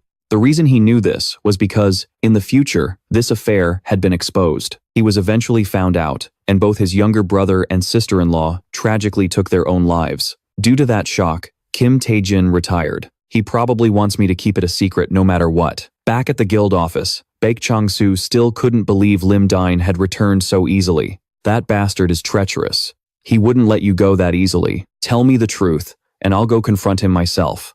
But that was just him talking big. Baek Young-hee was sick of hearing these kinds of words. Guildmaster, you're not really planning to do that, are you? You should be grateful that nothing happened. Baek Young-hee's blunt words made Baek Chang-soo feel embarrassed. Meanwhile, Lim Dain noticed that Lily had been quieter than usual since they returned. Seeing this, he patted her head and said, see, kid, I told you we didn't have to play with fire to solve the problem. But to his concern, Lily just said, I'm hungry. It turned out all her expressions just now were because she was hungry. Baek Young-hee added, the tense atmosphere must have shocked her. And to heal this little soul, they decided to eat fried chicken today. And at that moment, Lim Dain felt grateful to the two people in front of him. If the guild was their priority, they wouldn't have come to save him. Joining the White House Guild turned out to be a wise move. The next day, Wang Guho also came to see Lim Dain with a backpack. As soon as they met, he bowed his head deeply to apologize for the previous day. I'm sorry about yesterday, sir. No, that hunter begged me to re-sign the contract. So, in response to this apology, Lim Dain remained very calm. It seemed he'd met many idiots of this type before, so he was somewhat immune to it now. After that, Lim Dain told him to sit down and began to explain. The paperwork was taken care of yesterday. Starting today, you're a member of our team. Just call me team leader. Yes, team leader. Wang Guho grew up in an orphanage. He was an introvert and wary of everyone around him. Because of this, his old guild treated him like a pushover, and he died when the first disaster struck. Right now, Wang Guho was also wondering why a formidable person like Lim Dain would choose a talentless person like him as a member. Of course, it's because I need you. Fearing Lim Dain didn't understand, Wang Guho explained further. I'll tell you just in case you don't know. My ability is this. As he spoke, his hands began to turn to stone, but before he could show it off, Lim Dain pushed him down with his hand. Just sit still. The reason was that Lim Dain was already very familiar with this ability. In the future, there was a very strong hunter called the Mobile Fortress J, Mincheon. In the next 10 years, he will become a superhero respected by everyone, and Ju Mincheon is also the master of petrification. Just like the Wang Guo I saw, the petrification was created by Ju Mincheon when he was still a newbie, but Wang Guo's body was even tougher. Now that I can touch it with my own hands, I'm sure, Lim Da, in thought, as he tapped on the boy's body to check. That was enough to confirm that Wang Guo's petrification ability surpassed even Ju Mincheon's. So, Lim Da-in raised a finger and told Wang Guo, in 1 year, no, within 6 months, you will dominate the rankings. As a top-tier hunter, I guarantee it. Wang Guo couldn't believe it. How could a good-for-nothing like him ever reach that level? But Lim Da-in on the other side remained firm. You call yourself a talentless tank. I will give you the talent you've denied. Lim Da-in's image at this moment was like that of a saint, at least in Wang Guo's eyes. He was truly moved by Lim Da-in's words. At the same time, Red Bean Bun had also finished making a special dish to treat the new member, monster entrails with core soup. Its color was a lurid purple, looking just like a toxic chemical. The sight of it startled everyone, and at that moment, Lim Da-in ordered everyone to drink 3 bowls each. We will train for 4 days. Prepare for the labyrinth of fallen souls. And just like that, everyone was forced to brace themselves and swallow this disgusting meal. And 2 days later, at the monster hunting grounds, the group was fighting a white lion. For some reason, the group's tank, Wang Guo, was just hiding in the back. This made Lim Da-in furious.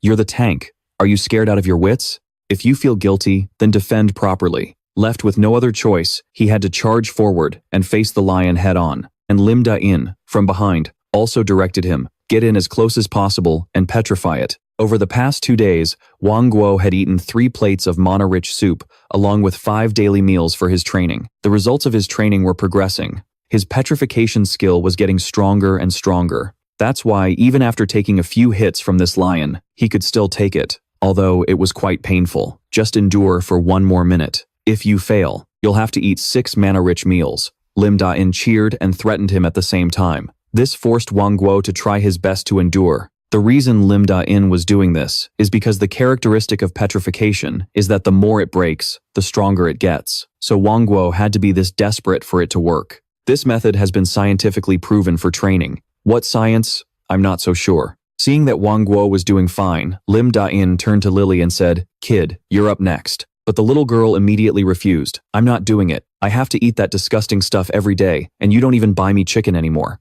Tonight's dinner is chicken." That sentence was like a magic spell that activated Lily's power. Immediately, the little girl's morale shot up by 200%. "Wang Guo, get out of the way or you'll get hurt." And with just 1 blow, the lion was sent to the afterlife. But Lim Dain wasn't very satisfied. "You turned it into a piece of charcoal. We can't get a sample. If you can't control your flames, there's no chicken tonight." His words made Lily's eyes roll back in her head. With no other choice, Lim Dain had to contact the control room to have them check the location of other monsters.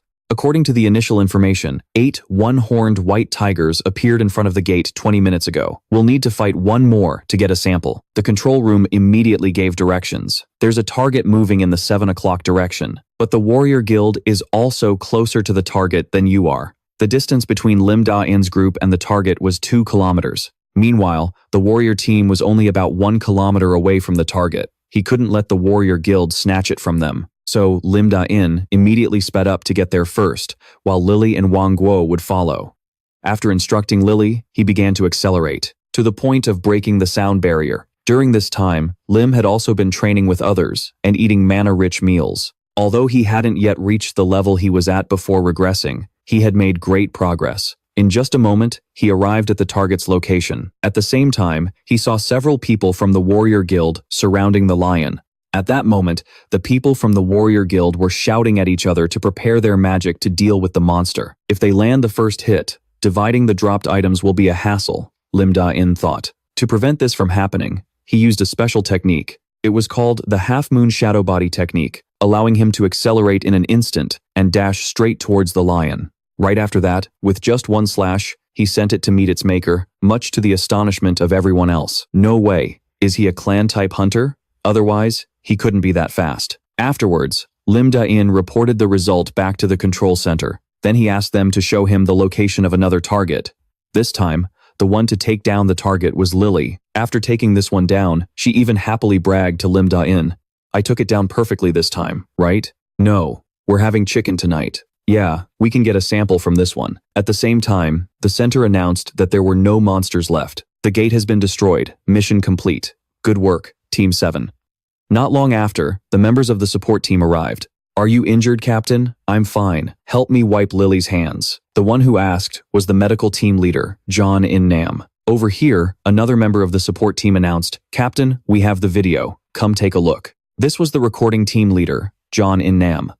It seems the two are twin brothers, which is why their names are so similar. And while Lim Dain was watching the video, someone else came to help him remove his gear. This was the head of the equipment support team.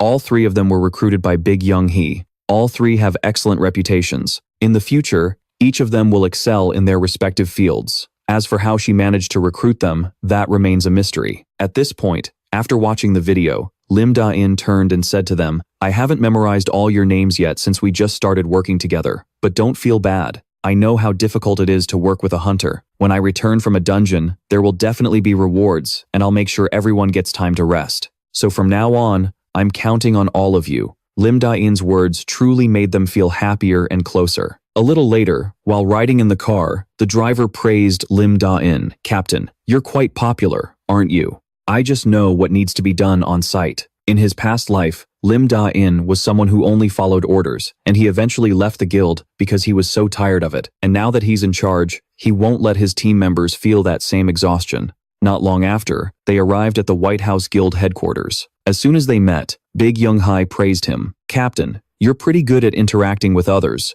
You're not living a second life, are you?" "Enough with the jokes, let's get straight to the point. You said there was a lot to discuss." Big Young-hae didn't beat around the bush and directly handed him a list, saying, "These are the items you requested. The special equipment you ordered from the workshop will be ready in 2 days."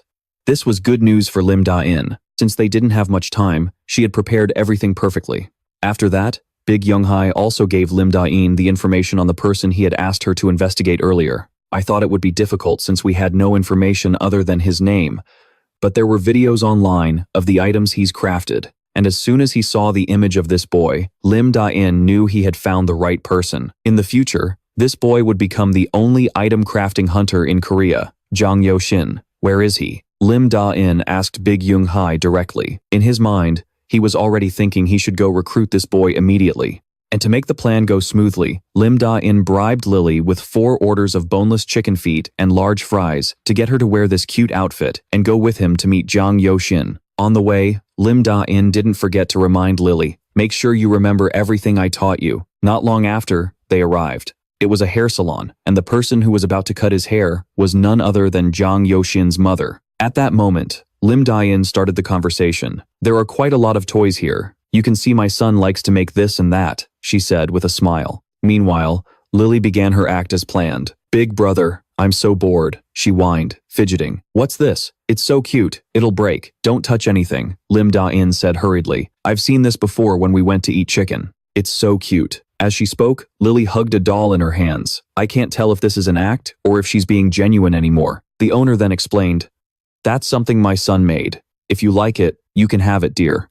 Lim Dain quickly said, "I'm sorry, my cousin is a mischievous little girl." "It's all right, I understand." Lim Dain then asked, "How old is your son?" "He's 13 years old." Jang Yo-shin, the son of the salon owner, has savant syndrome. Savant syndrome is a condition that appears in a very small number of people with autism, where they exhibit extraordinary talent in a specific field. Because of this, his social communication skills are relatively low, and he doesn't like talking to many people. And Lim Dain's plan was to approach Jang Yo-shin in the most natural way possible. First, he would have to come here often. Jang Yo-shin's mother added, "He's probably crafting something in the back room right now." "Oh, is that so? I hope we're not bothering him." "It's fine. He gets so focused he probably can't hear a thing." But Lim Dain had a different theory. "If we weren't whispering, I bet he could hear us. If he's a hunter, should I test him right here?" With that thought, he released a small amount of mana, and Jang Yo-shin, who was in his room, immediately sensed this. He opened the door and asked, "Mom, are you okay?" Seeing her autistic son come out on his own startled the mother. "Oh my, what brought you out here? You came out of your room on your own?" And this confirmed that Lim Dain's suspicion was correct. Judging by the way he reacted, he came out immediately. "I guess he must have detected the mana I was emitting. He's a hunter, all right." Now, the fried chicken plan was practically instinct. Lily immediately picked up on Lim Dain's signal and started her act. First, she cheerfully rushed straight to Jang Yon-sin. "You made this, right? It's so cute. How did you do it?" Next, she kept the conversation going to build a connection. Finally, she praised Jang Yon-sin with a bright, happy smile. "Amazing, you're the best." And in just a few minutes, the kid was immediately hooked by Lily's compliments. Jang Yon-sin got all shy and said, "It's not that great." Watching the two youngsters chatting happily left Lim Dain quite satisfied. The kid's Korean is still a little awkward, but she's trying her best, all for the passionate pursuit of 4 servings of boneless chicken. "I have even cooler stuff inside. Should I show you? Really? I'm so curious." The story was progressing a little too fast, making question marks pop up over Lim Dain's head. Even the mother was dumbfounded. "I can't believe my Jang Yon-sin is talking to someone like that." Just then, an even stranger thought crossed Lim Dain's mind. That kid. Don't tell me he's already fallen for her? But hey, either way, this is a good thing. If they could recruit Jang Yon-sin, the man who would create hunter equipment worth hundreds of billions in the future, this would be a huge score. And the very next day, Jang Yon-sin became a guild member and crafted their combat uniforms. Wearing the new gear made Lim Dain feel a lot more confident. The hide of an Uruk monster leader really does make for an amazing combat uniform. What do you think of the new outfit, kid? It's so comfortable and cool. And there are pictures of chicken and pizza on it too. I love pizza. Those two images were intentionally added by Jiang Yonsin, the fried chicken that Lily loves, and the pizza that he loves. Seeing everyone with new uniforms, Wang Guho eagerly came over to ask, "Captain, what about my combat uniform? What the hell do you need a combat uniform for?" At the same time, Big Young-hee announced that the on-site support team had finished their preparations. "Should we head down there right away? Let's go. By the way, Captain, did you change your style? It must be tough to maintain those wavy locks, huh?" A moment later, at the entrance to the labyrinth, Big Young-hee was arguing with the manager. "What are you talking about? Are you saying they already went in? I just sent them in because they said the operation had changed. They said the White House would be coming later."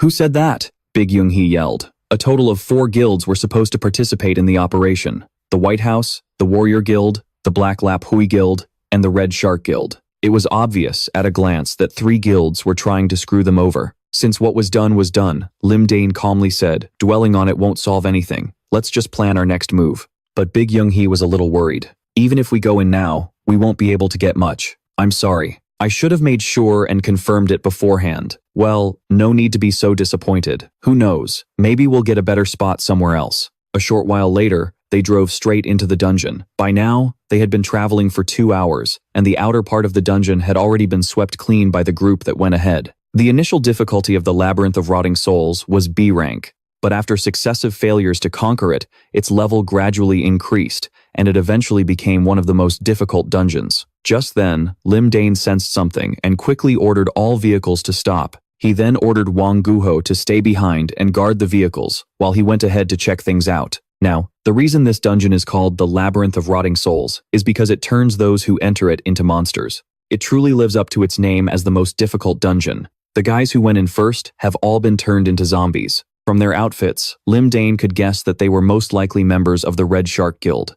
Looking at their condition, they must have been stung by zombie bees. The stingers of zombie bees are strong enough to pierce through combat uniforms. They must have been stung after letting their guard down. This probably happened when they got separated from the other teams. This is bad. Facing the approaching horde of zombies, Lim Dain said, "Wang Guho, show us the results of your training." Wang Guho was a bit startled at having to go in alone, but sending Wang Guo was the most logical choice because he has his stone skin for protection. If anyone else rushed in and got bitten or scratched, turning into a zombie would be a huge pain. But when Lim Dain saw the guy was still hesitating, he shoved him straight towards the zombies. Left with no other choice, Wang Guho covered his hands in stone and began to fight them. Lim Dain was quite impressed by the sight. His petrification state is looking better than it did during practice, huh? And just as Wang Guho was about to finish off the zombies, Lim Dain added a warning. "You know what to do, right? Don't kill them." "What? Then what am I supposed to do?" "Figure it out." And Wang Guho's way of figuring it out was very straightforward. Just beat them until they can't move, and it'll be fine. Lily, watching from behind, was getting a little bored. "I'm bored. Can't I just burn them all? Those people aren't just civilians. They're members of another guild, so don't kill them. They can still be saved from zombification." In the back, the support team members were also enthusiastically filming. They were going to use this footage to file for compensation. Meanwhile, John Sioa had finished preparing her equipment. "I've even prepared the insect-proof gear. You're pretty fast. I'll try them on to be sure." They even brought an antidote, which was the key to this dungeon raid. At that moment, Lim Dain turned to observe Wang Guho's battle. Looks like he's about to reach his limit. The ones he took down so easily must be from the support team, while the ones still fighting with full force are definitely hunters. Seeing that Wang Guho couldn't hold out any longer, Lim Dain decided to step in. With just 2 fingers, he easily took these guys down. This shocked Wang Guho. How could he do that so easily? A few seconds later, everyone had been defeated. Lim Dain told Wang Guho to line them up and prepared to give them the antidote.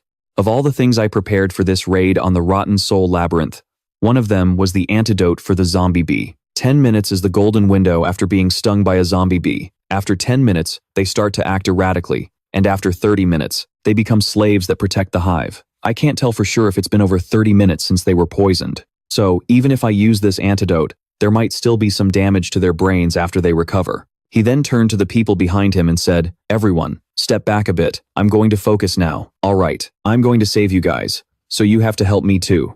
Got it? People born with talent can just focus on developing that talent. But for ordinary people like me, if we want to increase our chances of survival, we need a few tricks up our sleeves. That's the very reason I had to travel through so many different dimensions in my past life. From the Gear continent to the Martial world, and even to Hell and the Byron continent. I was able to survive thanks to all the magic and martial arts I learned during each journey. This whistle is one of the items I happened to pick up. It has the ability to control animals with low IQ. Right now, Lim Dain was using it to control the zombies he had just dealt with. From now on, you will fight alongside us. You hear me? Hearing Lim Dain's words, these guys nodded eagerly. Good that you all agree. Now, on my command, start hunting the zombie bees. Move out. After that, the whole group started putting on their protective gear to hunt the zombie bees. Meanwhile, Wang Guho had successfully captured the queen bee. Captain, I've caught the queen bee, but there are still a lot of worker bees around. Okay, good job. Once the queen is caught, our work is pretty much done. Lim Dain immediately told Lily to use her fire attacks to deal with the remaining small fry so they could go have lunch. After everything was settled, John Seoa asked curiously, I can't believe the members of the Red Shark team are being so cooperative. Captain, you didn't do anything shady, did you? Of course not. Those kids said they would cooperate to express their gratitude to me. Then, Lim Dain turned to Lily and said, now that we've checked the insect-proof suits, let's keep moving. Yes, sir. The group then continued on their way. Before long, they encountered a few more zombies. Judging by their outfits, they seemed to be from the Hak Lap Hoi Guild. Although Lim Dain didn't have a good impression of these guys, he still allowed them to join his porter team. Hopefully, they'll be grateful and know how to make up for their past mistakes. But at the same time, he thought, what's going on? Everything is going way smoother than I expected. And on the fourth day, John Seoa reported that their food had been ruined by rodent monsters. Here, let me see. Based on how fresh these bite marks are, the monsters must still be somewhere nearby. Where's the whistle? Following Lim Dain's command, Lily began to blow the whistle loudly.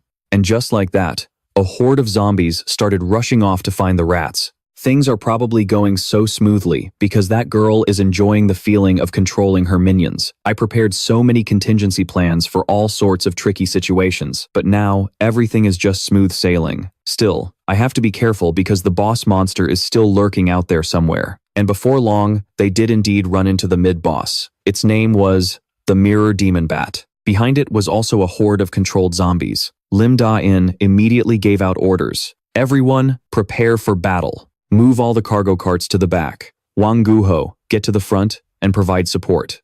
At the same time, Lim Dain blew his whistle to send his porters charging forward. These guys are already brainwashed, so that demon mirror won't work on them. These bat monsters transmit illusions to victims who look into the mirrors on their heads, turning them into puppets.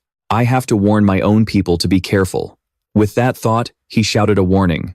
Wang Guho, pay attention. Don't look into the mirror, but his warning came too late, because Wang Guho was already under its control. So damn useless. Both Lim Dain and Lily yelled. With no other choice, Lim Dain had to say, Kid, use your fire to keep them from getting close to us. Everyone, fall back at least 2 kilometers. I'm going to gather some intel and I'll be back. Following his instructions to rejoin the group, the support team members scattered like crazy. Now, only Lily and Lim Dain remained. Lily then said, so, I just need to burn everything here, right? Normally, I'd be the one saying that, but for now, you need to get out of this mess. He then used stealth and slipped through the crowd of controlled people. At the same time, he scanned the area, searching for the bat's location. As soon as he spotted it, Lim Dain pulled out 3 knives and threw them at it. But this bat was quite agile and dodged them. By now, it had also pinpointed Lim Dain's location. His stealth was useless against it. It tends to fly in circles rather than in a straight line.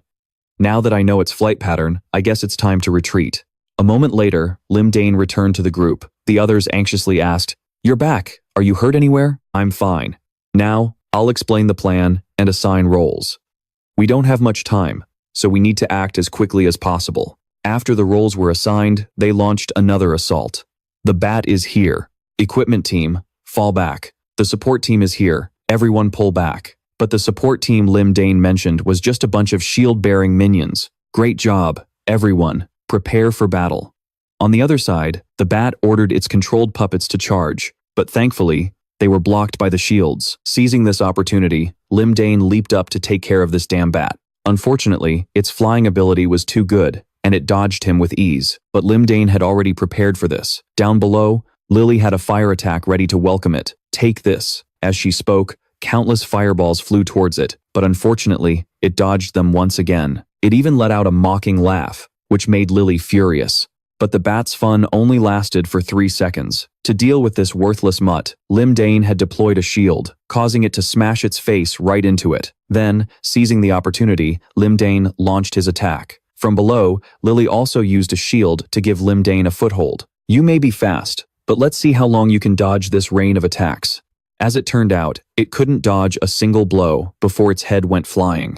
After decapitating the bat, Lim Dain felt incredibly smug, having easily gotten his hands on a mirror that could control others. After a long while, they finally reached the final boss's room. Lim Dain warned everyone not to let their guard down, just because they'd made it this far so easily. Just then, Lily had a question. Sir, how much longer is that clueless idiot going to stay like that? The person she was talking about was Wang Guho. Lim Dain didn't seem to care much. Just ignore that bastard. We'll deal with him after we beat the boss. I don't know why, but I have a feeling that if we let him loose, he'll just get brainwashed again. Meanwhile, inside the room, a skeleton was waiting for them. This guy was the Soul Hunter. As for Lim Dain, the moment he opened the door, he blew a whistle, commanding the minions to charge forward and block the first attack. Wang Guho was so enthusiastic that he led the charge. As he ran, he also activated his skill. Of course, the one in the lead gets hit first. Luckily for him, his endurance was pretty good. But even so, the punch was strong enough to make Wang Guho's entire body tremble. The skeleton then swung its sword, pushing Wang Guho back. Lim Dain continued to observe from the back. He's a bit shaken, but he's holding up well. Wang Guho, you were trained for this very moment. Back in the fight, thanks to Wang Guho stalling the skeleton for a bit, the others managed to surround it. It seemed to realize it was surrounded, and immediately used a skill called Soul Link. It was a wide area magic spell that turned anyone within its range into a puppet. Watching from the outside, Lim Dain smirked. That magic won't work. And just as he said, the minions were completely unaffected. In fact, while the skeleton was casting its spell, they took the opportunity to rush in and beat it up relentlessly. The fact that none of them were being controlled made a question mark appear over the skeleton's head.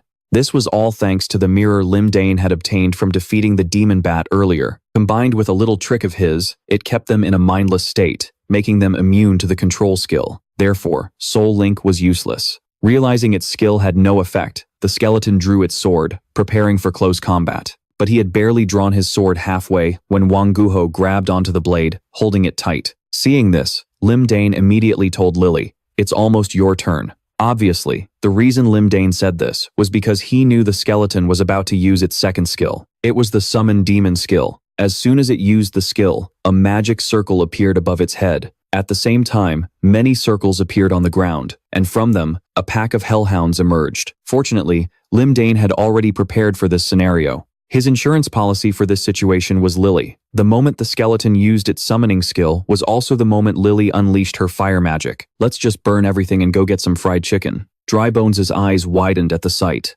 Good job, kid. You'll be in charge of handling those monkeys. But seeing this, Drybones went ballistic. He didn't hesitate to throw his sword towards the two of them, even with Wang Guho still clinging to it. Lim Dain seemed to notice something, but whatever, he decided to pretend he saw nothing. And even though he was being attacked by this dry bones guy, he still wasn't in a hurry to join the fight. He had to use up all the strength of these grunts first. Lim Dain's goal was to complete this mission using as little energy as possible. So, the moment they exhausted that, Soul Hunter would be the moment he'd make his move. Lim Dain thought to himself, a truly wicked grin spreading across his face. And after an hour, this dry bones guy's health had dropped quite a bit. He knew this was his moment to shine, so he pulled out a whistle and signaled for his underlings to retreat. Then, he himself stepped forward.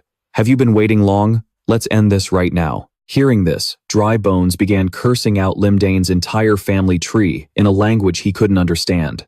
"I don't know what you're saying, but I'm guessing it's something like, 'You cowardly bastard,' right? Well, I hope you can understand. Some people have no other choice but to live this way." After speaking, the two of them charged at each other. At this moment, Lim Dain used his trump card, the brainwashing mirror. Although he couldn't brainwash it with the illusion mirror, he could make it drop its guard for a split second. And taking advantage of the moment it was still in a daze, Lim Dain gifted it a lightning fist. The punch was so powerful, it shattered the armor on its chest, revealing something glowing inside. Wait a minute.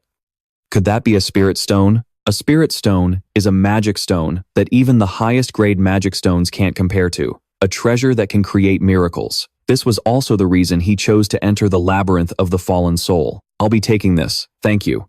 As he spoke, Lim Dain pulled the spirit stone from the skeleton's chest. Once again, his despicable expression appeared, terrifying Lai. All in all, this was a fantastic haul. With this, Lim Dain could use shapeshifting. If I can use shapeshifting and perfect my body transformation, I can reach the power level of a master martial artist. But that's not what I want. I need to slow down the aging process and extend my lifespan. That way, I can enjoy my youthful body for much longer after I retire. Just then, Lily noticed the spirit stone in Lim Dain's hand. What's that? Can you eat it? Hearing this, Lim Dain cheerfully refused. No, kiddo, you can't eat this. Eating it would cause big trouble. Why? You were going to eat it yourself, weren't you? He was just about to spin another lie to trick Lai, but unexpectedly, the spirit stone in his hand evaporated instantly, leaving him completely dumbfounded. Oh no. The spirit stone that millions of people crave. I was just about to use it.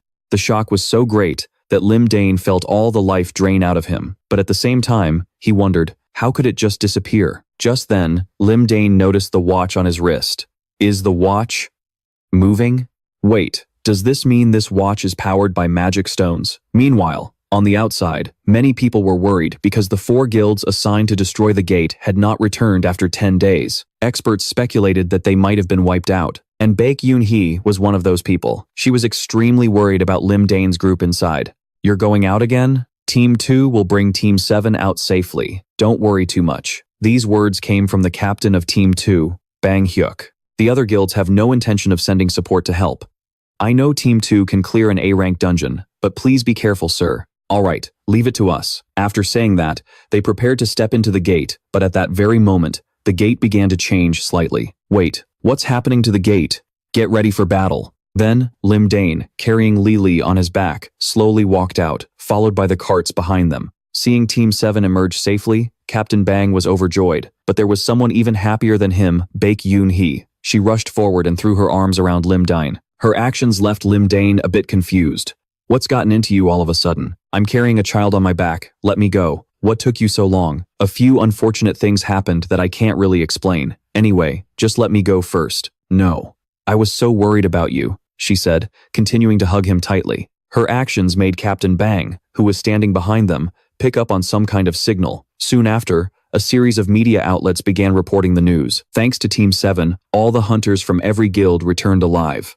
According to the latest information, the gate's danger level was far higher than the government's analysis. At the entrance, another guild had a small conflict, but the relationship between the gate's administrator and the guild, blah blah blah. At that moment, inside the car, Lim Dain was also listening to the news. Hey, with you around, this city's gotten a lot livelier, the driver said, but I just find it annoying. Then, Lim Dain noticed something outside the window, so he said, Sir, you said it didn't rain for the few days I was in the dungeon, right? That's right. The skies were clear. Are you asking because you see that rainbow? It appeared 4 days ago. Is that so? This isn't a normal phenomenon.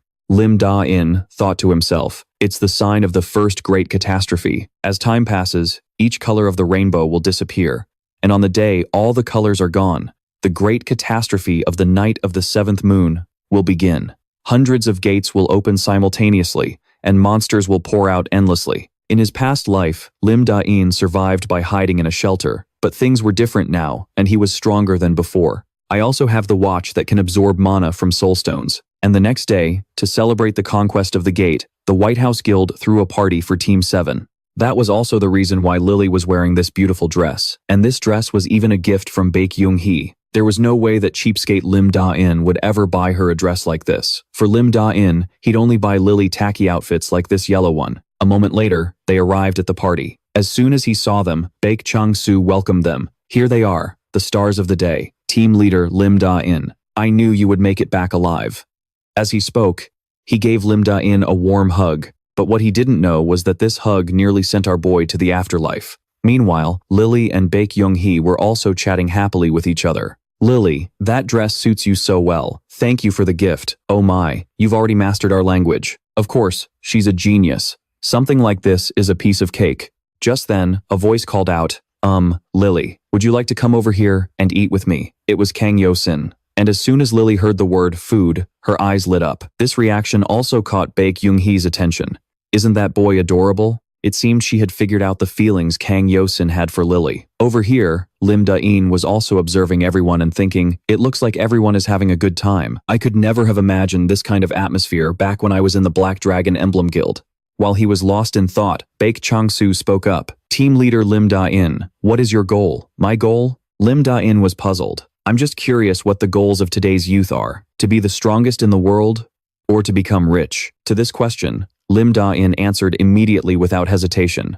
My goal is to retire. I plan to save up a sum of money to build a 9,900-meter mansion, then invite my friends over and do whatever I want. That sounds interesting, Baek Young-hee said. Living peacefully is good. No more need for training, Wang Guho added. But the person who found it strangest was Baek Chang-soo. You don't want to become stronger if you train with me? At this, his face became incredibly excited, but Baek Young-hee, standing behind him, did not like this at all. Seeing this peaceful scene also made Lim Dain feel happy. At first, I planned to avoid all the future dangers I knew about, but now, I have the potential to become stronger and have teammates I can trust. If I don't run from the catastrophe, maybe I should think of a plan that benefits me? The next day, Lim Dain invited the whole group to hang out at an undiscovered secret location. When they arrived, even Baek Chang-soo had to exclaim, I can't believe there's such a beautiful lake in the Forbidden Zone. After saying that, he ripped off his shirt and dived straight into the water. Being one with nature gets me so excited. Meanwhile, Baek Young-hee spoke up. Team leader, could you help me put sunscreen on my back? I can't reach it. Heh, she's giving him the green light. The green light. Too bad it wasn't me, but this dense idiot Lim Dain didn't have a clue. You should train to be more flexible. Look, I can touch it easily. Can't you just help me? This simple-minded guy. If you won't do it, get out of the way and let someone else. This is probably the reason why, in the future, this young man is still single at the age of 40. But after hearing her, Lim Dain still refused. If you really need help, ask them. As he spoke, he pointed towards Wang Guho and red bean rice cake. Come to think of it, I don't think I've introduced him. Who is he? Baek Young-hee wondered. Seeing the beautiful woman interested in him, red bean rice cake's spirit shot up 1,000%. Without waiting for Lim Dain's introduction, he hurriedly presented himself. My name is Kim Min-ji, hello sister-in-law. My nickname is Red Bean Rice Cake. You can just call me by my name, sister-in-law. Hearing these sweet words, Baek Young-hee's heart blossomed. Oh, it's nice to meet you, Min-ji, but we're not in that kind of relationship yet, Baek Young-hee said shyly, but her face was beaming. In contrast to Baek Young-hee's attitude, Lim Dain's face darkened. Red Bean Rice Cake. If you keep spouting nonsense, I'll give you a new nickname. How does bloody cake sound? Lim Dain said this while getting right in Red Bean Rice Cake's face, his voice filled with killing intent. After that, for some reason, Lim Dain decided to challenge a monster to a swimming race. Baek Chang-soo, Guildmaster, do you want to have a swimming race with me? Sounds good. The first person to reach the other side wins. Right after that, the two of them began. Naturally, Baek Chang-soo was still in the lead, truly the class of the first hunter. He's so fast, thanks to him, I can catch a big one. As Lim Dain was thinking this, a giant octopus suddenly emerged, appearing right in front of Baek Chang-soo. Having a monster suddenly appear out of nowhere to block his path infuriated Baek Chang-soo. He used just a bit of force to leap out of the water, throwing a single punch that completely caved in the octopus's head. What followed was a relentless barrage of blows, leaving the octopus with no time to react at all. Lim Dain, for his part, was in awe that the old man could take down this monster with his bare hands. I knew it. He's an S-rank hunter after all. After the battle ended, Lim Dain slowly swam over and said, Guildmaster, are you all right? I didn't expect a monster to appear here. Baek Chang-soo simply smiled and replied, as long as you're not hurt,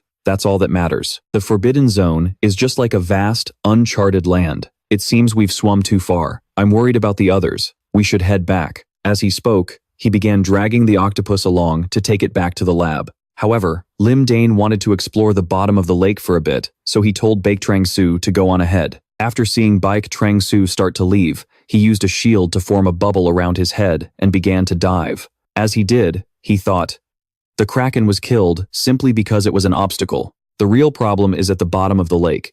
I don't know how deep I'll have to dive, but there's definitely a treasure down here.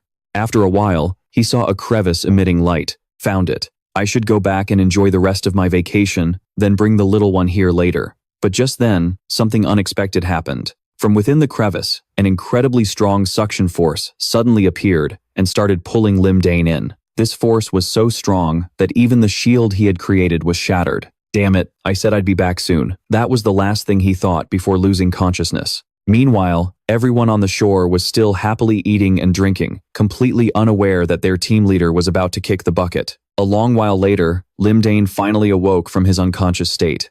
He's awake. What do we do now? Is something bad going to happen? Who are you? These words came from tiny, ghost-like people. This was a race that Lim Dain recognized. Hearing them ask this, Lim Dain sat up, simultaneously shattering the ropes that bound him. Did you guys bring me here? But his actions only made them more terrified. He broke the ropes. He looked so angry. He's going to kill us. After saying this, they immediately hid behind a nearby rock. I'm not going to kill you. Calm down. You're making a scene. The continent of Nost, a place where fantastical flora, fauna, and the fairy folk reside. I worked as a guide here a few months ago and discovered a species of fairy that only lives near pure water. Snowy, a type of fairy, a harmless species. You're Snowies, right?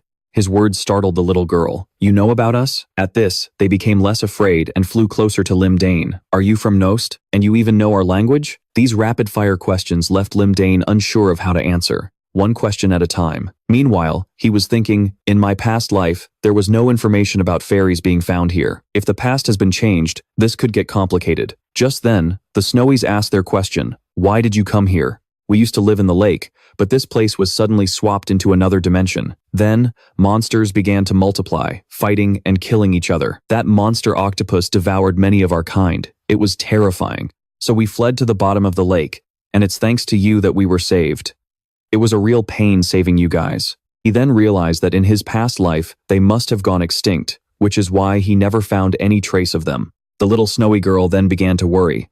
But now, our future is very bleak. We're growing weaker due to the lack of light, and we can't go outside because of that octopus. We're going to perish. That octopus is dead. You can all go outside now. His words startled the three little girls. You're not lying, are you? See for yourselves. You can tell whether I'm lying or not, can't you? As he spoke, Lim Dain held out his hand. Let's see. It's green. That's right. When the little snowy girl touched Lim Dain's hand, it emitted a green light, representing that he was telling the truth. Seeing this, the little girls were overjoyed. We can go outside from now on. Thank you for avenging us. But Lim Dain was getting a massive headache. Stay still. You're giving me a headache. Let's go outside together. After that, the four of them began to leave the area. Originally, Lim Dain's goal was the special power hidden here. With it, dealing with the first disaster would be much easier, but this place is protected by a guardian. He had been trying to investigate this place and unexpectedly ran into the Snowies. Just imagine if I turn this lake into a snowy water park, how much money I could make. I'll make a fortune. Haha. And while Lim Dain was still imagining this wonderful prospect, a Snowy spoke up. That's a trap. Don't touch it. Thanks to her help, he easily avoided traps he would have stumbled into alone. It's going to be difficult no matter what. Just then, the little snow girl said, We're almost there. Just a little longer. Come meet our friend. That's right. He let us live here. Her words made Lim Dain a bit curious. You have friends here? Wait, could it be? A white guy half my size? That's right. You know him? Our friend is kind and strong. That's why monsters can't get in here. She happily boasted to Lim Dain. At this point, he guessed that the friend they were talking about was definitely that guardian. So he said, You guys go on ahead. I'll wait here. But we're already here, Snow replied. At that same moment, Lim Dain saw a robot right in front of him. Damn it. As soon as the robot saw him, it began to sound an alarm. Intruder alert. Locking down the area immediately. Following its command, the walls on both sides of the path collapsed, blocking Lim Dain's escape route. Intruder assessment complete. Elimination target identified. The robot announced this as it began to transform. He's really kind, huh? It just called me an elimination target. Meanwhile, the robot had finished its transformation, commencing target elimination. With no other choice, Lim Dain prepared to fight back. Besides, this was a good chance to test something. The something he was referring to was his left arm, which was covered in armor. Just then, the robot charged forward to attack. Although he managed to block its attack, Lim Dain was still pushed back. I can't overcome the difference in our ranks. But it's fine. It probably can't use its right arm right now. Following Lim Dain's gaze, you could see that the robot's right arm was partially destroyed. Re-evaluating intruder threat level. Unlocking higher tier weaponry. Target acquired. Before the robot could even finish its assessment, Lim Dain immediately rushed in to attack. Did you think I was just going to wait? Just then, the robot made a new announcement, activating self-repair. Hearing this gave Lim Dain a headache. A robot with self-healing abilities. It's already strong, and now it can heal itself. Meanwhile, I'm already struggling just to put a little mana into my gauntlet, and after finishing its repairs, the robot began to launch a relentless, overwhelming assault, forcing Lim Dain to struggle just to dodge. It's better to retreat. I'll break through that wall and get out of here, if I can just take Wang Guho and the kid with me. Just as he thought this, Snow jumped between him and the robot. Snowmon, don't hit him, he's our friend. And from the robot's perspective, it began its analysis. Not an elimination target. Deactivating target elimination. But Lim Dain was just waiting for this opportunity. Without hesitation, he punched it straight in the chest with his left hand, startling Snow. Ah, hey, why did you punch Snowmon? I'll explain later, Lim Dain replied. Then he continued to unleash a barrage of punches and kicks. The little snow girl next to him was horrified.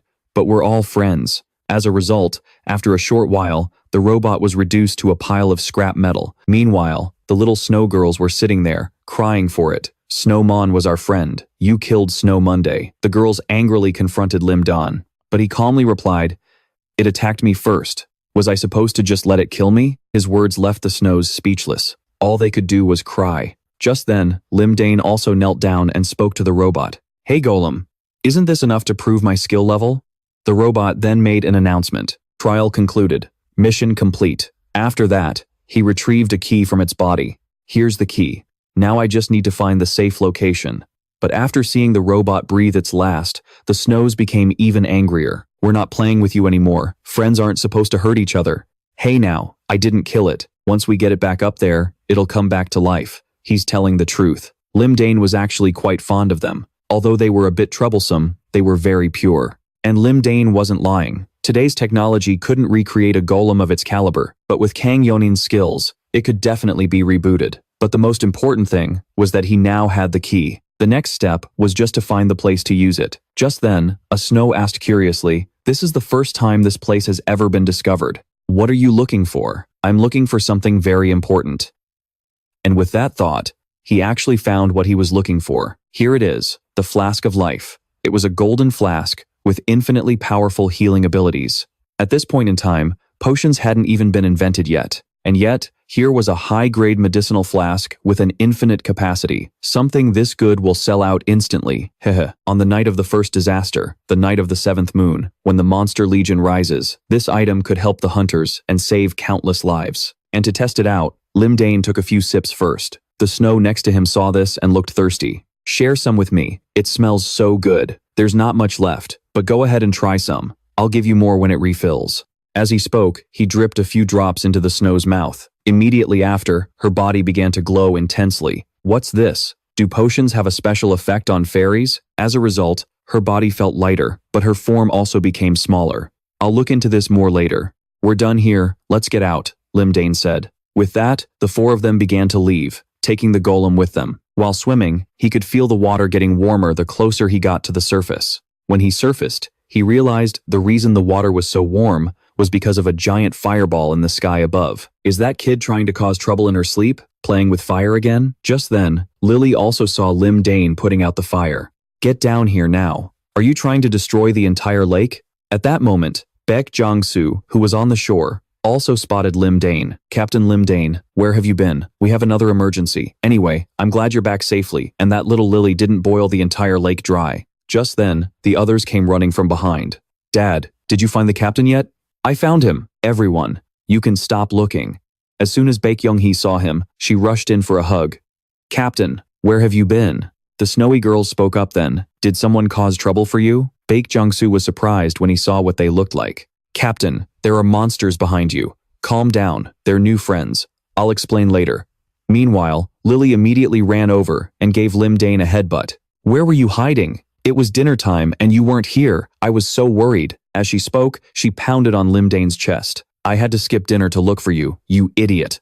Seeing Lily worry about him so much made Lim Dain feel happy. Sorry I'm late. The short vacation passed by in a flash, and everyone returned to their daily lives. Right now, they were fighting a horde of orcs. Our guild is the only one left. Everyone, evacuate now, Lim Dain commanded. Seeing everyone retreat, a massive orc went berserk and charged. Lim Dain immediately gave an order, Wang Guo. As if by reflex, Wang Guo instantly threw his body forward to block the attacks from both monsters at once. Their daily life consisted of 5 mana-rich meals and grueling training. Then, whenever there was a monster subjugation mission, Wang Guo would be sent in first. Watching Wang Guo fight made Lim Dain think, he's improved more than I expected. If we're lucky, he could play the biggest role in the first catastrophe. With that thought, he said, "Good job, Wang Guo. Wait here for a moment." Then he turned to Lily and said, "Ready, kiddo? You have 1 minute." As soon as she heard Lim Dain's signal, the little girl began to use her magic. French fries. At her words, countless fireballs rained down on the monsters, wiping them out in a single blow. "I'm done. Get me a large burger set, please." "No way. You were 5 seconds too slow. You only get to pick 1 item. That's impossible." Hearing this, Lily looked as if she'd lost all will to live. Meanwhile, Wang Guo was happily saying, "Captain, for dinner tonight, I get to tell." He had barely gotten the words out when Lim Dain sensed something was wrong and immediately lunged forward to attack. Somehow, a goblin had appeared behind Wang Guo. Luckily, Lim Dain recognized it as a dark goblin. "I bet you were hiding in the shadows, waiting for the right moment to strike." After dealing with it, Lim Dain turned back and said, "Go ahead and think about what you want for dinner." But because of his mistake, Wang Guo wasn't in the mood anymore. "I'm sorry.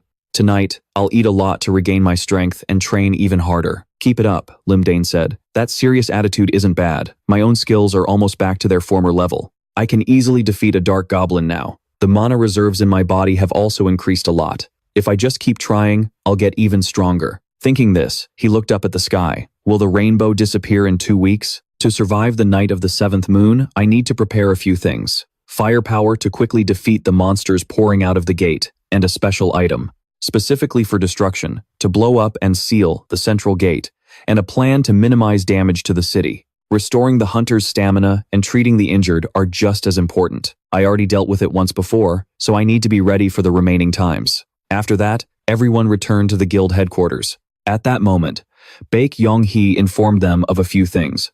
"This is the sales report for the guild's magic potions. Last I heard, they confirmed that distribution will start this week. Please continue to monitor the situation. If any problems arise, report to me immediately." Then Lim Dain continued to ask, "Have the food sales hit their KPI yet?" "No, it's become more important than that. Even without any promotion, hunters will line up on their own. I've compiled the prices for each type in the report to make the sales as balanced as possible," Lim Dain added. "The sales quantity per person has also been fixed. Furthermore, sell them at a higher price to the hunters. You've done a good job with all of this." Hearing this, Baek Yong-hee smiled. "You really have thought about everyone's suggestions, haven't you?" Just then, Lim Dain remembered something and asked, "How's Zhang Yunshin? I heard that kid can control a golem.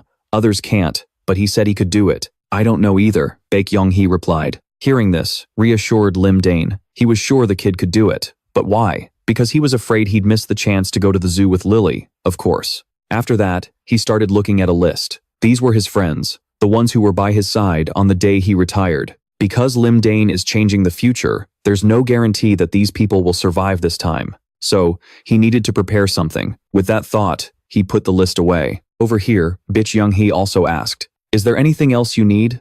I want to handle as much as possible before you go on your week-long vacation." But Lim Dain didn't answer right away and turned to ask the driver, "Sir, how long is your usual commute?" "About an hour. I see your house is quite far. It must be tough for you." "It's nothing, really." At that moment, Lim Dain made a suggestion. "How about you move to an apartment near the guild?" This statement flustered the driver. "Excuse me? Baek Yong-hee, please arrange for an apartment for the driver, as soon as possible, with enough rooms for his whole family. I'll pay for it." Hearing this, Baek Yong-hee smiled and said, "All right, I understand." In her heart, she began to think, he really is a strange one. The driver was also puzzled. "Captain, why the sudden generosity?" "Just for convenience. I have plenty of money, so please accept it." "Haha, am I dreaming? Or is it my birthday today?" the driver said. At that moment, Lim Dain began to think, with magic potions, money isn't an issue, but I can't use this method to evacuate everyone. There's still so much to do. A while later, after returning home, Lim Dain and Lily prepared their luggage to set off. Someone also wished them well. "Big bro, little sis, have a great weekend trip. Hey, no slacking off now. You better not slack off either." Lim Dain and Lily said the exact same thing. As they were leaving, they noticed Wang Guo secretly training. Lim Dain quickly told Lily, "Quiet, just keep walking. He's concentrating. Too slow. It's no use." If I don't get stronger, the captain will abandon me. Lim Dain, standing behind him, heard every word. Is he still afraid of being abandoned? Whatever his motivation is, it's good that he's getting stronger. I won't interfere. Once they reached a deserted area, they used a shield to fly away. This simple skill seemed to have many uses, from offense and defense to even transportation. At this point, Lim Dain wondered, since when could you do this? I just did it. Can't you? Her words annoyed him a little. Why is this kid so talented? He then headed to the secret cave from before. This was their private treasure trove. Lim Dain had carefully collected things he obtained while exploring the Forbidden Zone and stored them here. Just then, Snow happily came out to greet them. Hello. Reporting. All clear. Good. From now on, I'm assigning you to patrol around the cave. Understand? After drinking the elixirs, the little Snows had become incredibly fast, so he utilized that power and gave them reporting duties. They were to report any intruders. Afterwards, Lim Dain and Lily went to the item storage area. Lim Dain had collected quite a few things here. Lily wondered what Lim Dain planned to do here. Among the items stored here were a few things necessary for their trip. First was the Mask of the Deceiver, which could divert others' attention and make them feel a sense of familiarity. It could also change the wearer's voice. Next was the Sage's Robe. It released mana, creating a terrifying aura that made monsters wary. Finally, there was a magic-enhancing wooden staff. Immediately after, they put on their disguises. Preparations complete. Time to begin the operation. At that moment in the city, a gate had appeared, but it was about to close since nearly all the monsters had been wiped out. And just as the hunters finished off the last of the monsters, two figures suddenly appeared. It was none other than Lim Dain and Lily. They had been using invisibility beforehand, and the moment the hunters finished killing the monsters, they dispelled their invisibility, making it look as if they had just stepped out of the gate. The hunters immediately became wary of the two. Who are they? It looks like they came out of that gate. Lim Dain was very pleased to see so many people. Excellent. So many witnesses. With that thought, he began to speak. I am the sorcerer Imos from the continent of Gear. I have come to warn of a catastrophe that will befall this land. Lim Dain's words were filled with gravity. The people around them began to murmur. Who is that guy? What language is that? I've never heard it before. Didn't he just come out of the gate? And while they were still wondering who this person was, Lim Dain's staff began to glow. The light made everyone even more cautious. Do not be afraid. I am merely using a translation spell. Allow me to introduce myself again. I am Amos, a sorcerer from the continent of Gear. Listen closely. As he said this, Lim Dain glanced to his side, signaling Lily. Instantly, Lily used her shield to lift them both into the air. I have come to warn you. That rainbow is a sign of disaster. When all its colors disappear, a catastrophe will unfold. All gates will lead to hell. Monsters and demons will pour out everywhere. Life will wither, and death will reign. Therefore, you must join forces and prepare for the coming disaster. As he spoke, he cast an illusion spell to capture their attention. The people below began to speculate, because the colors of the rainbow had indeed been fading over the past few days. All of this was thanks to Lim Dain's mask, a special mask that made his voice sound more trustworthy, and the sage's robe radiated an aura that commanded everyone's attention. The spell was just a staff that lit up, but it added to the effect. Just then, a police officer stepped forward anxiously and asked the sorcerer, how can we possibly avoid this disaster? We cannot avoid the calamity.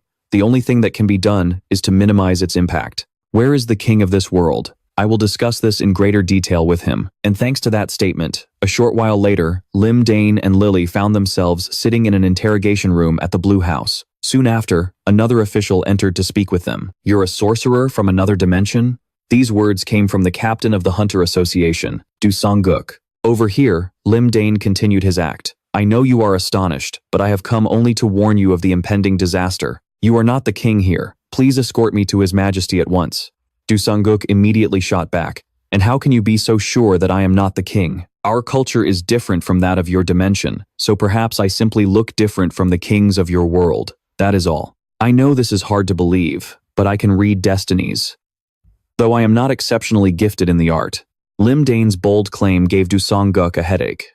Destiny? Can you read the destiny of every single person? I can foresee the chains of events that will be etched into history, or the fates of those who carry great destinies. For instance, you are not the king now, but in the near future, you will seek to become one. These words left Du Song-guk completely stunned. What? What are you talking about? How did you know that? But the reason Lim Dain knew was actually very simple, because in the future, the man ran for president. Moreover, he was a hunter judge. You will never overlook the crimes committed by a hunter. He thought this to himself, but Lim Dain still had to keep up the bluff. Heaven's secrets cannot be revealed. That is all I can say. Just then, someone entered through the door to announce, "Captain, the president says he wishes to meet him personally. I understand." After that, Du Song-guk returned the staff to Lim Dain while saying, "Sir Amos, I will escort you to His Majesty." The current Blue House had been renovated just a few years prior. When the first gate opened, another one appeared right on top of the Blue House, and a monster escaped from it. As a result, the president and most members of the National Assembly were killed, plunging the nation into chaos. It wasn't until a new president was elected that things finally settled down. Because of this need for resilience, the Blue House now resembled a military barracks. Before long, Du Song-guk led him to the president's office. Several people were already waiting inside. Just then, a man wearing glasses spoke up. "It's a pleasure to meet you. I am the president of this country. I hear you've come from another dimension. Is that correct?" Hearing this, Lim Dain and Lily began to bow as he said, "Yes, I am Imos, a sorcerer from Continent G. Please forgive the lacking translation skills of my assistant." "That's quite all right. Please, have a seat. This chair looks strange. It's a lie detector. If you do not answer truthfully, we will know immediately." With no other choice, Lim Dain sat down in the chair, and the two began their conversation. "First, did you truly come from Continent G?" "Yes, I did." "Is the disaster real?" "Yes. We came to warn you about the calamity that is about to unfold." My assistant is not aware of the details. What followed was a lengthy conversation. Because Lim Dain had practiced martial arts, he could control his breathing, heart rate, and even his perspiration, rendering the lie detector completely useless. Meanwhile, Lily could only understand half of the questions, so throughout the entire process, they failed to detect anything suspicious. After the questioning was finished, the president gave an order. "Please remove those devices from the sorcerer. Everyone, please leave the room." He then continued, "I apologize for doubting you, but the situation compelled us to take such measures. I understand. If I were in your position, I would have done the same. In that case, allow me to ask you one question in private. Before the disaster strikes, can you take me to Continent G? Continent G is safer than this place, isn't it? You came from another world to warn us that we are in danger, so that must be the case." But the moment he heard these words, Lim Dain's entire demeanor changed.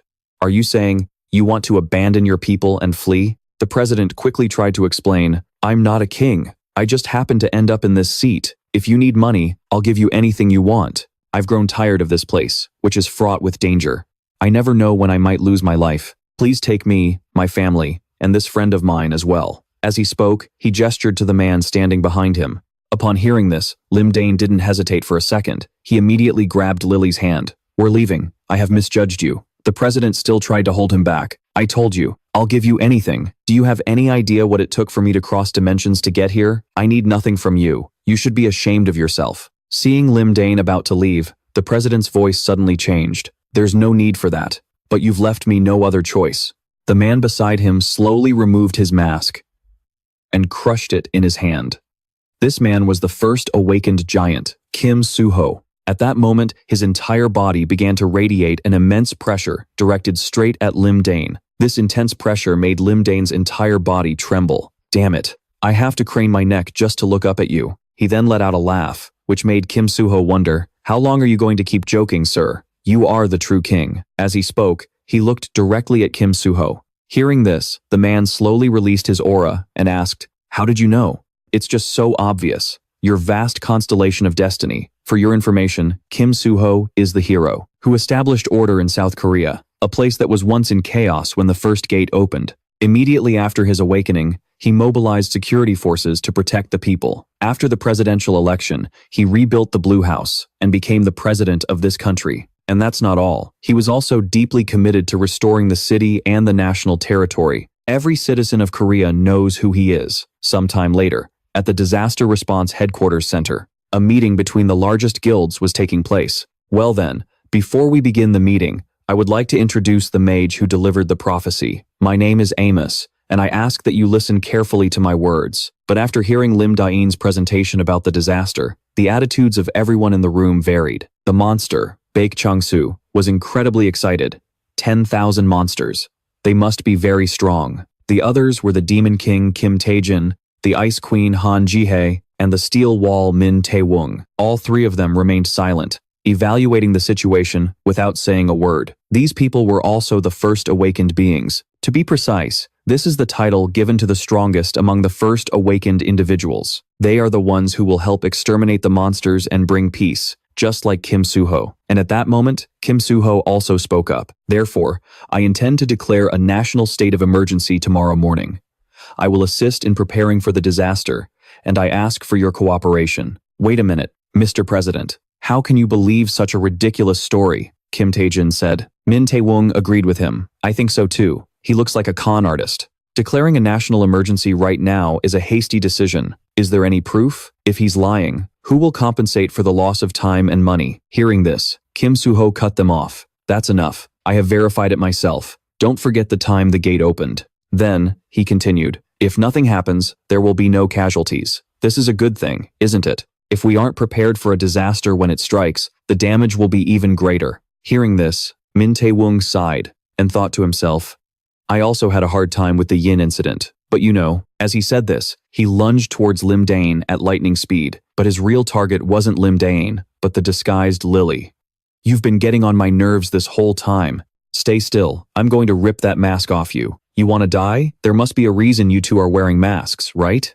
For instance, to hide your faces. As he spoke, he tore off Lily's mask, but when Lily's mask fell off, it revealed a cat's face. This astonished everyone, and Lim Dain slowly picked up the mask to reassure Lily. Oh, calm down, assistant. They made a mistake like this because they don't know any better. After saying that, he became angry and told the others, the cat tribe is deeply ashamed to show their faces to humans. That's why they always wear a mask when they accompany me. Inwardly, he let out a silent sigh of relief. Good thing I prepared this for her, just in case something like this happened. The cat mask has a voice-changing feature, but if the mask is removed, a magic spell designed to turn the target into a cat will be activated. Well, Min Tae-woong, what will you do now that your assumption was wrong? At that moment, Kim Soo-ho also shouted at him, Min Tae-woong, apologize immediately. I apologize for removing the mask without permission. And the next day, Kim Soo-ho declared a state of emergency on television and radio. Citizens of South Korea, I stand here today to inform you of a grave crisis facing the Republic of Korea. There was some controversy after the announcement, but the entire population quickly adapted to the situation. The military, guilds, police, and hunters immediately began large-scale training exercises. Meanwhile, Lim Dain and Lily were sitting leisurely, drinking tea. Just then, a staff member entered. Sage Nim, I heard you will be leaving today? Yes. The dimensional travel magic is about to wear off. I'll have to return in a few hours. At this, the staff member continued, then before you go, may I make a small request? Of course. I'd be happy to do anything within my power. Lim Dain replied cheerfully. These are books that I acquired as spoils of war during the National Restoration. I only brought the ones that are still in good condition. Could you take a look at them? Lim Dain hesitated for a moment, then said, well, I don't have much time, so I'll only look at the important ones, okay? I'm not very knowledgeable, so don't expect too much. Thank you. You're too humble. After that, Lim Dain entered the library and looked around.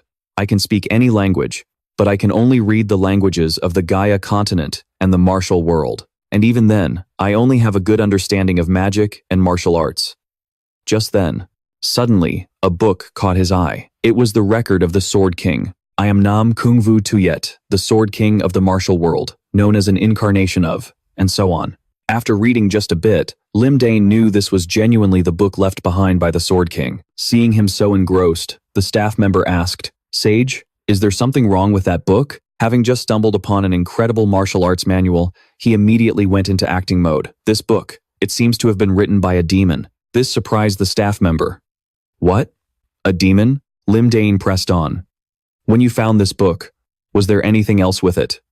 A sword, perhaps? That sword also has a demon in it, and it will tempt its wielder to harm others. The staff member grew anxious and immediately pulled out his phone to check. Lim Dain started to get his hopes up. It would be perfect if the Sword King's legendary sword was there too, but the result was quite disappointing for Lim Dain. There was no sword there. They said they only found this book and some old clothes in the collapsed cave. This was a gut-wrenching disappointment, but still, getting his hands on a martial arts manual was a great find. With that thought, he casually tucked the book into his shirt and said, "This book is extremely dangerous, so I'll take it with me and seal it away. The king is surely very busy, so please keep this a secret." Later, after the staff member had left, Lim Dain took out the book to examine it more closely. "I was born an ill-fated child of the Nam Kung clan. I was born with a gift for martial arts, but was discriminated against because I was an illegitimate child. I wasn't even allowed to observe the clan's core martial arts. After my mother passed away, I stole the clan's techniques and elixirs."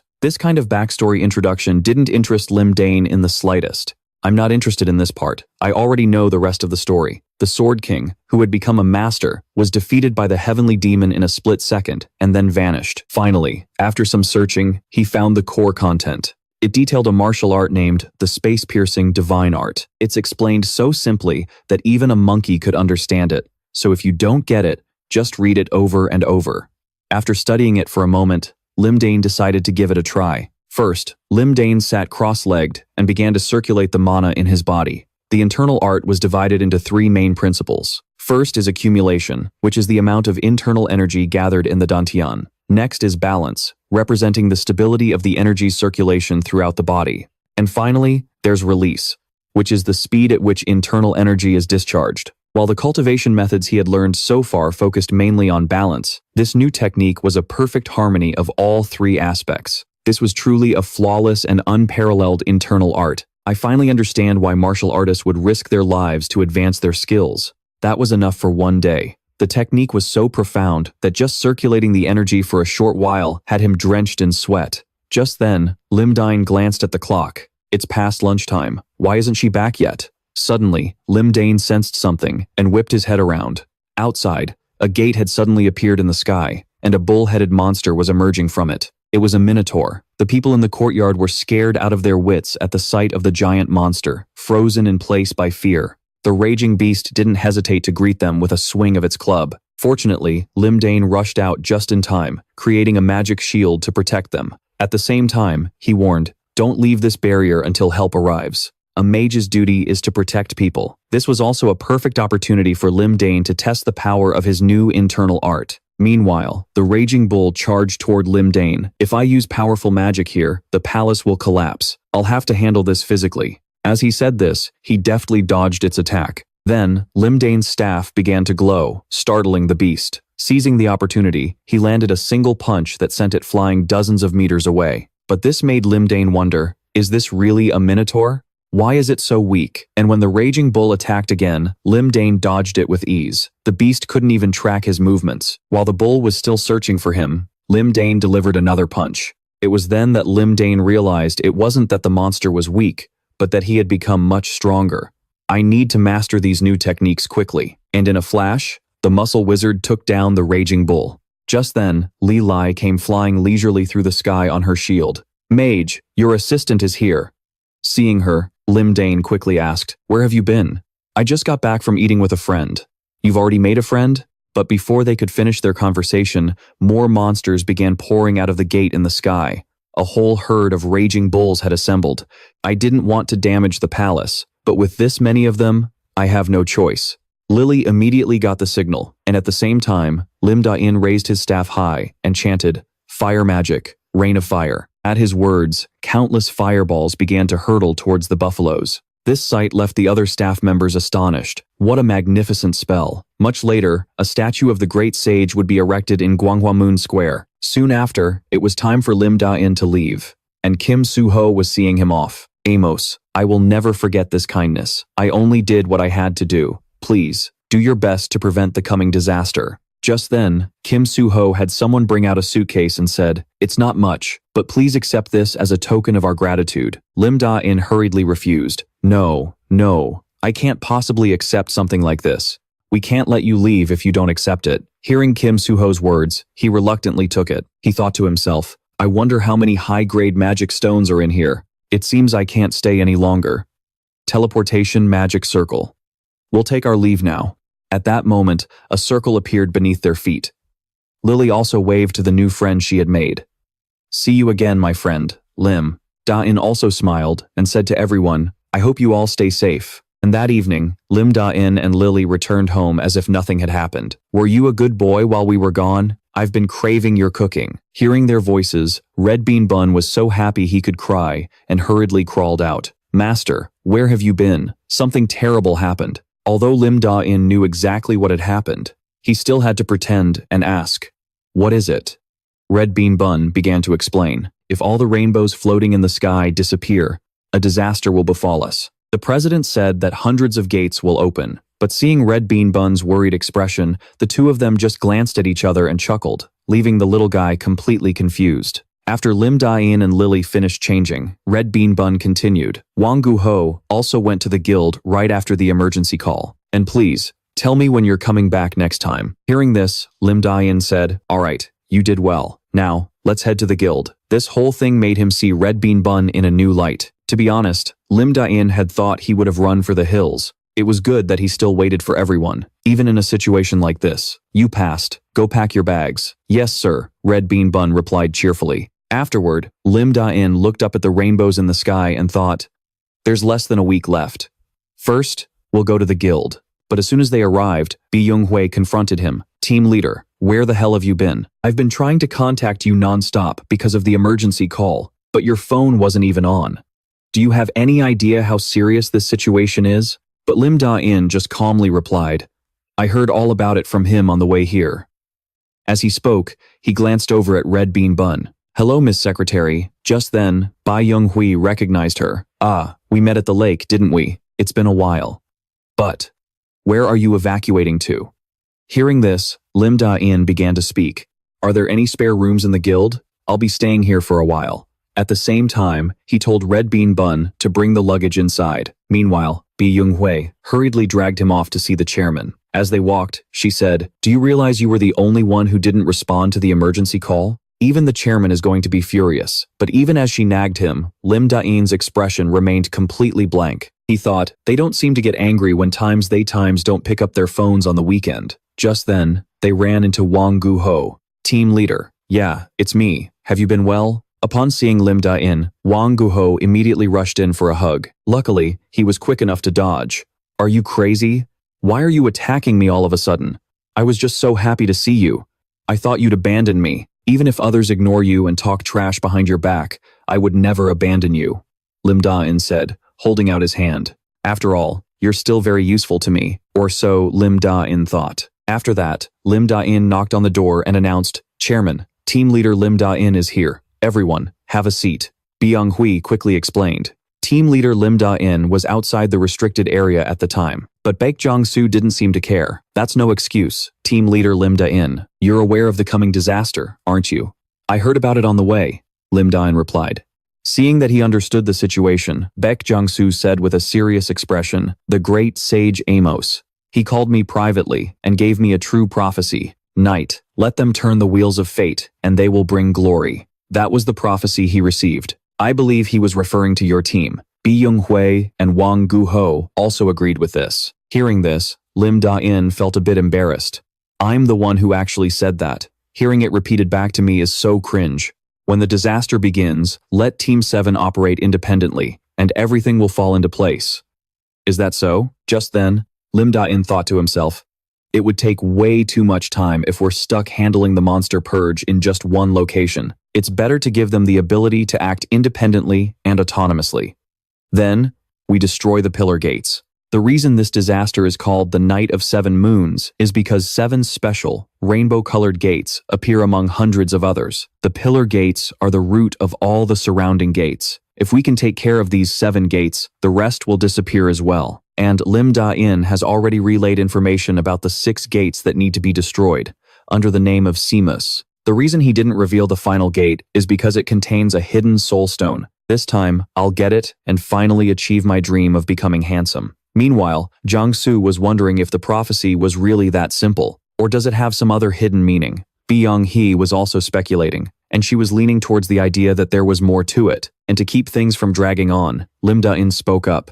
Would a wise sage who wants to help us really give such a confusing prophecy? I don't think we need to dig any deeper. And finally, after some convincing, Team 7 was granted permission to act independently. 3 days later, at the White House training ground, Lim Dain was trying to teach Wang Guho the Diamond Fist. Can you remember the path the mana took as it circulated through my body just now? No, I can't. I'll do it again, so try to remember this time. As he spoke, he glanced at his phone, which displayed a picture of the Sword King's notes. According to the Sword King's notes, the Diamond Fist is a martial art focused on external power, so its breathing method is very simple. It's just enough to strengthen the body and support basic skills. But it'll be useful for Wang Guho. But after several attempts, Wang Guho still couldn't get it, which made Lim Dain suspicious. The Sword King had said he was a fast learner, so why is he like this now? By the 30th attempt, Lim Dain had reached his breaking point. Damn it, that's the 30th time. You're more useless than a monkey. I'm starting to get it. I'll keep practicing, even by myself. Fine, do that. I have to go, there's something I need to check. Right now, only the color purple remains in the rainbow. The disaster is getting very close. Just then, Lim Dain turned to look at Lily. Hey puppy, is it that good? Woof. The little girl giggled and barked like a dog. Hey, did she just sell her soul for a snack? Or has that Lim Dain guy just trained her way too well? You bought 3, and you're already done? If you're finished, let's get up and go pay, he said, wiping Lily's mouth. Is this why you bought it? The red gate, which they have to enter the moment the disaster begins, will appear at the same time as the others. It's called the Valley of Fire, a landscape filled with towering pillars of flame and boiling lava. They'll have to navigate that intense heat, and to defeat the boss there, they need a crucial item, the Fang of the Ice Dragon, but it's stored at the headquarters of the Black Candle Guild. So tonight, the two of them are here to borrow it, with no intention of returning it anytime soon. The Black Candle Guild was also where Lim Dain slaved away for 3 years, back when he was 20 in his past life. During that time, he had practically no work-life balance. In those 3 years, he never got a single day off unless he was sick or injured. If I had just rehabilitated my knee in my past life, things might have been different. But now, my swordsmanship has been replaced by the Sword King's techniques. In any case, thanks to my past, I know the entire layout of this building. I know the location of every surveillance camera and all the critical facilities. With that knowledge, the two of them safely slipped inside the building. Meanwhile, in the Black Candle Guild's security control room, a couple of guards were complaining. While everyone else is heading to the shelters, we're stuck on duty. It really pisses me off just thinking about it. Who the hell would try to rob this place during a state of emergency? You should be hitting up a convenience store or something. I already left the door unlocked. The second the disaster starts, I'm making a break for the guild's shelter. While they were bickering, one of the monitors suddenly went dark. Huh? Did one of the infrared cameras just go out? How does a camera just die? Is the lens broken? Then it dawned on them. Wait a second. That camera is pointed right outside this room. And while they were distracted, Lim Dain slipped in and put them to sleep. Then, he pressed a button on the keyboard. Instantly, alarms blared throughout the building. Alert! Emergency! Intruder in the guildmaster's office. The alarm startled the other hunters in the building. From the control room, Lim Dain began feeding them false information. There are 4 hostiles, all armed. They are not hunters. All available personnel, converge on the guildmaster's office now. Roger that, on my way. And now, all he had to do was wait for the chickens to enter the coop, then shut the door. Just like that, the entire security force was trapped inside the guildmaster's office. Lim Dain even put on some music so they wouldn't get bored. Seizing the opportunity, he and Lily made their way to the storage vault. The sight inside the vault made both of their eyes light up. It was filled with all sorts of sparkling gold, silver, and jewels. But the most important thing was the objective of this trip, the Ice Dragon's Fang. It was preserved quite well. After getting the item, Lim Dain immediately stuffed the fang into his shirt and said, "Let's get out of here." But just then, Lily asked curiously, "Aren't we going in there? I'm really curious what's in there." As she spoke, she turned her head towards a wall. There's a lot of mana behind that wall. Her words made Lim Dain think of something. Step back a bit. After speaking, he shattered the wall with a single punch, revealing a pile of mana stones inside. This is a real feast. Good job. You'll get 3 cheese balls as an extra reward. Hearing she'd get extra food made Lily go wild with excitement. After that, Lim Dain let his left arm devour the entire pile of mana stones. "I plan on eating the soul stone next, so you can have this." Following his words, the left arm began to emit a suction force, pulling all the mana stones into the center of a vortex. But after absorbing all those mana stones, the arm guard didn't seem to change much. Only the fingernails grew a little longer. This left Lim Dain a bit disappointed, and after getting what they came for, Lim Dain and Lily immediately bailed before the other guild members arrived. The next day, the rainbow had also disappeared. The next day, at refugee area number 3, Lim Dain was so happy he couldn't stop smiling, which made John C. wonder, "Captain, Did something good happen? Lim Dain then slowly shared. Well, I finally received my severance pay from the company I worked at for a long, long time. But even with his good mood, he couldn't forget about work. Lim Dain then began his checks to make sure everything was stable. This completes the equipment preparations. Ahem, support team, can you hear me? This is John in Nam. I hear you loud and clear. This is John in Nam. Sound is good. Seeing that the support team was ready, he turned to ask Lily and Wang Guho, are you two ready as well? I'm not comfortable at all because it feels too real. Lily started to complain. Meanwhile, Wang Guho was a bit embarrassed by his outfit. Lily's armor was created for defensive purposes, while Wang Guho's combat suit was made from a new, elastic material to allow for high mobility. This equipment was custom-made for you too. Over here, Wang Guho's shy posture made Lim Dain call him out. What's with that pose? Are you planning to stay like that during the fight? Well, I just thought that standing there like a statue during a fight would be effective. The monsters can't do anything to me. Although what he said was completely true, that pose was a real eyesore. Just then, Big Young-hee came to announce, Captain, the people you mentioned a few days ago have been brought to the refugee area. Excellent. Good work. Big Young-hee asked, you're their friend, right? Do you want to see them? For now, this is enough. Lim Dain had requested protection for the friends who had attended his retirement ceremony. Some of them had died in the devastating disaster of his previous life. This time, he would absolutely not let that happen again. And at this moment when everyone was worried, for some reason, Big Trang Zhu was overjoyed. The disaster could come at any moment. Big Trang Zhu, will stop it. Seeing him act so strangely, Lim Dain turned to ask Big Young-hee, are you losing sleep because of the chairman's excitement over this? Yeah. Sometimes I feel like I'm raising a child. Let's just consider it a bit of positivity in this otherwise negative atmosphere. Well, anyway, this should be enough to stop it. The area near the refugee camp was now surrounded by dozens of tanks and various aerial weapons. Suddenly, someone shouted, what is that monster? Wait, it's an ally. That's one of our squads. Lim Dain knew who was coming. Jiang Yosin. Time that kid. He actually succeeded. In Lim Dain's line of sight, a giant golem was being controlled by Jiang Yosin. Just then, Lily happily went over to greet it. Hey mister, can you see outside from in there? Yes, I can see very clearly. Just as Lily was about to climb in, Lim Dain pulled her back. I can hear a voice from inside. You can modify it for manual access, right? Did your mom give you permission to manually pilot it like a combat suit? I'll protect you.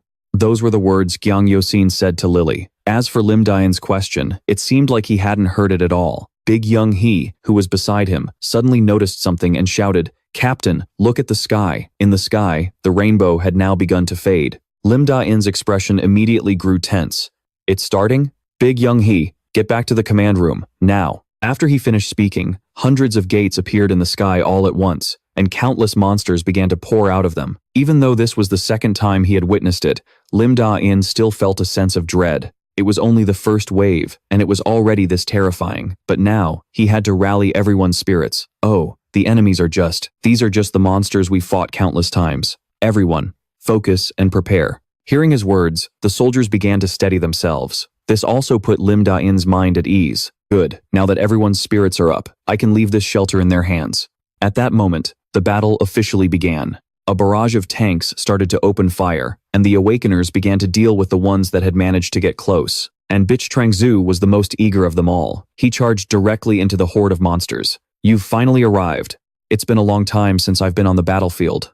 Big Trang Zhu will also be the one to eliminate the dark blue pillar gate. That itself is a crucial factor. The pillar gates were divided between the Vanguard Awakener team and the Expert Hunter team. Lim Dain was planning to split off and act alone, and would accidentally stumble into the red pillar gate. Just then, Lim Dain turned to Jiang Yuxin and said, Look closely, Jiang Yuxin. This is a battlefield. He had intended to show Jiang Yuxin a bit of the battlefield's cruelty, but his reaction was rather indifferent. I'll follow you. His reaction left Lim Dain a little disappointed. Well, there's no time to argue. Follow me and provide support. Then, Lim Dain gave the order. Team 7. Move to your assigned positions. We're proceeding with independent action. After that, the group got into their vehicle and started moving. Lim Dain's plan was, from now on, we'll pretend to wander aimlessly and eventually head towards the red pillar gate. Just then, the support team reported, Captain, monsters are heading towards us from all directions. Keep going. Roger. At the same time, Lim Dain took out his weapon, preparing for battle. I'm not very familiar with military weapons, but with 20 years of experience in the hunter force, I can still handle this much. Not long after, they encountered the monsters. But Lim Dain didn't want to waste time on these small fry, so he ordered the vehicle to keep moving while he stood on the roof, slicing down any monster that dared to get close. Take a right at the intersection ahead. Everyone, watch out for monsters, Lim Dain ordered. Kid, are you ready? Ready, Lily replied, as she gathered magic in the palm of her hand. Seeing this, Lim Dain commanded, blow away that mob over there. In the direction he pointed, a horde of monsters was approaching. I'll finish this quickly so we can go have a fried chicken party.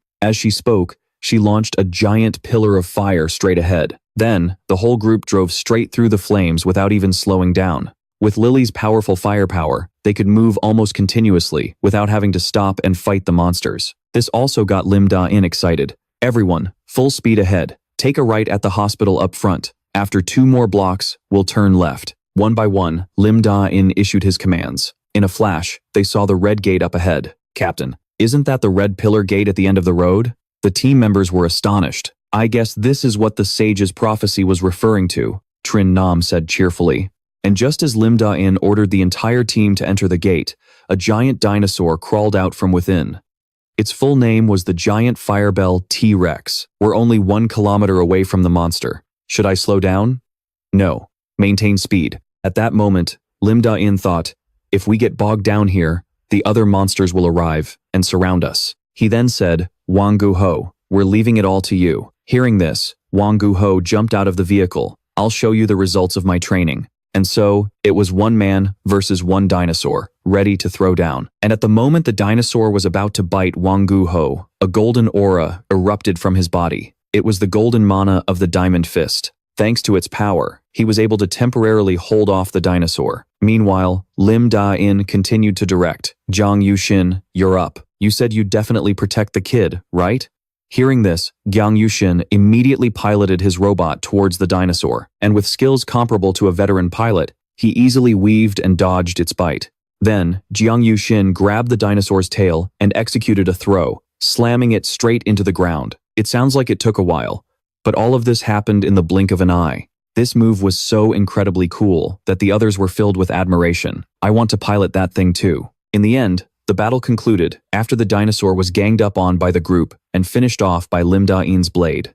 Looking at the dinosaur's corpse, Lim Dain thought, considering its size, this monster should have times that asterisk. With that in mind, he began to dissect the monster's body and pulled out a core from within. This is an excellent item for strengthening the body. But while he was celebrating his good find, Wang Guho urgently reported, Captain, more monsters are pouring out. To avoid getting ambushed, Lim Dain immediately gave the order, everyone, into the gate. The key to destroying the red gate is to kill the fire giant sleeping inside the volcano. After entering the gate, everyone simultaneously changed into their combat uniforms. Is that so? The armor's all set. These combat suits look cooler than I expected, huh? Lim Dain said, besides being comfortable to fight in, these combat suits are also stylish. It'll be much more convenient to move around from now on. John COA was also surprised. I was really shocked when I first got it. Kang Yun-shin also helped create these suits. He's truly exceptional. And after everyone was ready, Lim Dain said, if everyone's prepared, let's move out. Yes. Before long, they ran into a pack of monsters.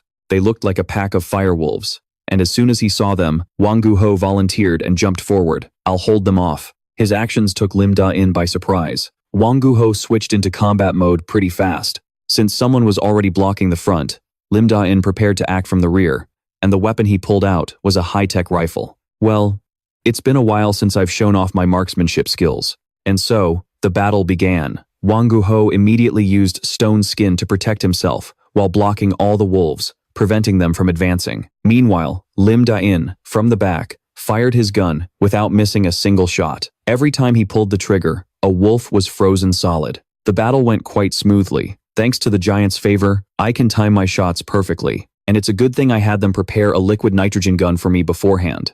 Finally, Kang Yun-shin just had to command his golem to shatter the frozen wolves, and it was over. The battle was surprisingly quick and relaxed. After clearing the battlefield, the team continued forward. If we keep this up, we can get past the fire centipede up ahead. Although the battle had been smooth so far, Lily was a bit sad because her fire wasn't effective here. The reason was that the monsters here had high fire resistance. Just take a rest for now, Lim Dain said.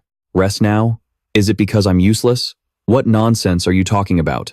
After this break, you'll have plenty to fight. Sounds fun, right? Fun? No way, I hate it. Although she said that, Lily was actually quite happy because she wouldn't be useless in this battle. As the convoy was about to move towards a lava lake, Lim Dain ordered everyone to a temporary halt. So far, there haven't been any problems, but this lava lake is going to be one. Everyone was a bit confused because, from their observations, there were no monsters nearby. Support team, can you bring me the corpse of one of those monsters? Lim Dain requested. Immediately after, the corpse of a rat was brought to him. Lim Dain then casually tossed the rat down below. To everyone's surprise, before the rat could even hit the lava, a giant monster erupted from below and swallowed it whole. Seeing this, everyone was stunned, speechless. This was exactly why Lim Dain had warned them to stop. If they had just kept going without checking, they would have been in huge trouble. Then, Lim Dain turned back and said, I need to catch that thing first. Equipment team, get me a large fishing net. No, a disposable one will be enough. Are you planning to catch that fire serpent? We'll give it a try first. Please wait a moment. After saying that, John Seo hurried off to get the equipment. At that moment, Lim Dain turned to the two people behind him. All right, while we wait, you two can play rock, paper, scissors. This statement from Lim Dain made the two of them look at each other in confusion, but very quickly, they found out what it was for, because this game was to decide who would be the bait. In the end, Wang Guho received the honor of this mission, while Kang Yunxin would be the fisherman. The moment Wang Guho was thrown towards the lake, the fire serpent immediately lunged up and snatched him. Kang Yunxin seized this moment instantly. The golem fired up its 5,000 horsepower engine to pull the serpent up. Meanwhile, Wang Guho, now inside the serpent's mouth, took out a device that looked like a sword. Let's see, after getting into its mouth, I have to pull this thing out. And somehow, he managed to activate the device, causing the two ends of the blade to shoot out in opposite directions. At the same time, Kang Yunxin used all his strength to drag the serpent onto the shore. Just then, Wang Guho crawled out of its mouth. Seeing this, Lim Dain rushed over and asked, Wang Guho, are you all right? Yeah, I'm fine. Suddenly, a loud noise echoed, drawing both of their attention. Then, from the peak of the volcano, a hand began to emerge. No way. The thing rising from the volcano's crater is the fire giant. Did it awaken because of all the chaos just now? If that's the case, we have to adjust our strategy. First, we deal with that fire serpent. Then, we retreat. As he thought, he glanced at the fire serpent. Even though it had been dragged ashore, it was still full of fight. And while Lim Dain was still lost in thought, the serpent attacked with its tail. Luckily, Lim Dain managed to dodge it. Immediately, Kang Yunxin rushed in to hold down its tail and restrict its movement. And so, the three of them began their coordinated assault. Unfortunately, this serpent was tougher than they thought. Damn it, it's not giving us a single moment to regroup. None of our attacks could even scratch its tough scales, not even a little bit. And this damn snake didn't just bite. It could also spit poison. The moment it hit Jiang Yoshin's golem, half of its arm instantly evaporated. Jiang Yoshin. He was still too inexperienced to face a monster of this caliber. With no other choice, Lim Dain started giving orders. Jiang Yoshin, fall back now. While I lure it away from you, Wang Guho, you too, fall back and check your condition. Hearing this, the support team members grew anxious. Captain, will you be all right on your own? Yeah, I'm not cornered just yet, the support team continued. We also need to scout the surrounding area with the camera. But Lim Dain knew what they were really talking about, rather than the fire serpent. I know. You mean that big guy up there is the real problem, right? Yes, it's about 40 meters tall. At that size, it'll probably close the distance fast. At this point, Lim Dain was fighting the snake while keeping an eye on the giant. The closer I get to that giant, the more I realize just how massive it is. The first awakened ones came to this gate before my regression, didn't they? But now, I'm the one who has to deal with it. What should I do? Lim Dain's face contorted. He thought for a moment, then said, all units, get in the vehicles, fall back, and wait for my signal. Originally, Lim Dain's plan was this. First, he would defeat the fire serpent in the lava lake. Then, he would approach the body of the fire golem sleeping in the volcano and stab it with the ice dragon's fang. After that, he would run as fast as he could before the golem could wake up. Finally, Lim Dain would eliminate the fire golem. Once it had been weakened by the cold aura from the ice dragon's fang, It was a perfect plan, as long as no variables popped up. Back in the battle, everyone was a bit worried after hearing Lim Dain's command. Wang Guho started contacting him. "What are we supposed to do without you, Captain? Haven't you ever heard the saying, when giants fight, the little guys get crushed? If you stay here, that's what'll happen to you.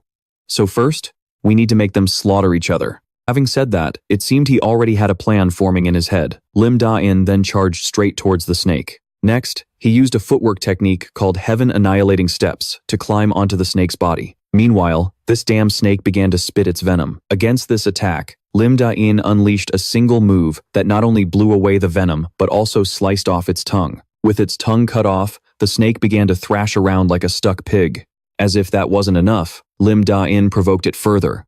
"Come on, you bastard." He then contacted the support team to confirm everyone had retreated safely, and as soon as he got their confirmation, Lim Dain headed straight for the fire golem. The closer he got, the more uncomfortable he felt. Even though his combat suit was fire-resistant, the heat was still incredibly harsh. Meanwhile, the fire serpent, having recovered from the pain, roared and charged towards Lim Dain, getting his attention. It then unleashed a super powerful tail whip. By some miracle, Lim Dain managed to dodge the attack. If that had actually hit, he would have been fucking crippled. But dodging the attack only made the snake even more furious.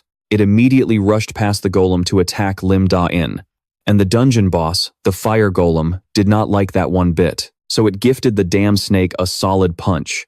Seeing this, Lim Dain was so happy he could cry.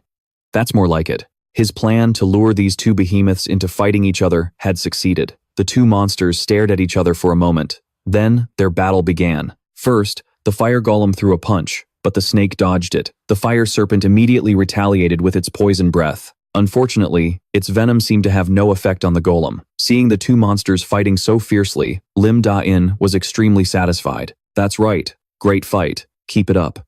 At this point, he quietly took out the ice dragon's fang. "Now I just need to find an opportunity to use this. The closer to the heart, the better. I'll drive it deep into the golem's heart and then make a quick escape." That was his plan. Back to the fight. The fire serpent seemed to have a slight advantage, as it had coiled its body tightly around the golem. And this was the exact opportunity Lim Dain had been waiting for. He immediately grabbed the ice dragon's fang and used stealth, slowly approaching the two giants, while they were still struggling with each other. The stone man, after struggling for a while without being able to break free, started to get annoyed. It then used some kind of ultimate move that caused its entire body to erupt in roaring flames. The heat of the flames was so intense that even a creature like the fire serpent, which lived in lava, couldn't bear it and screamed loudly. But before it could even scream for 3 seconds, the golem grabbed its neck. Then, with just a little bit of force, it tore the snake in two. This act terrified Lim Dain. "I have to launch a surprise attack while it's still reveling in its victory." That's what Lim Dain thought. But somehow, the golem had already detected him. This hulking beast had spotted him, and at the worst possible moment, while Lim Dain was still suspended in midair, then,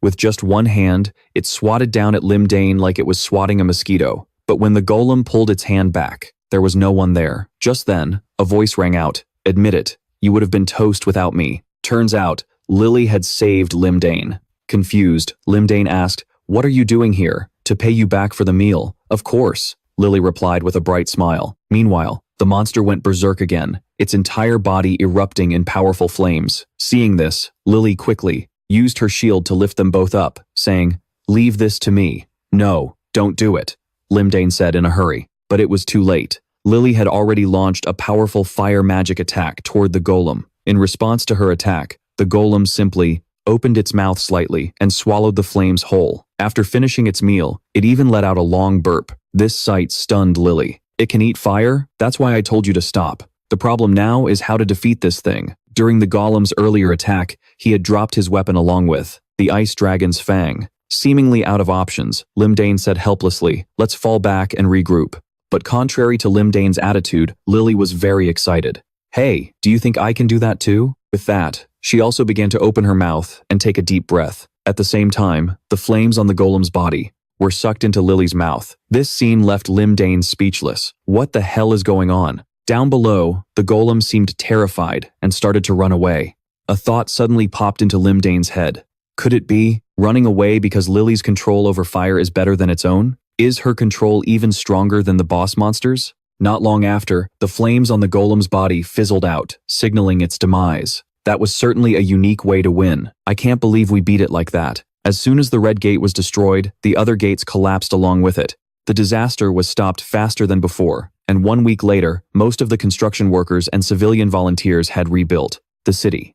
At a construction site, Team 7 was also helping with the rebuilding efforts.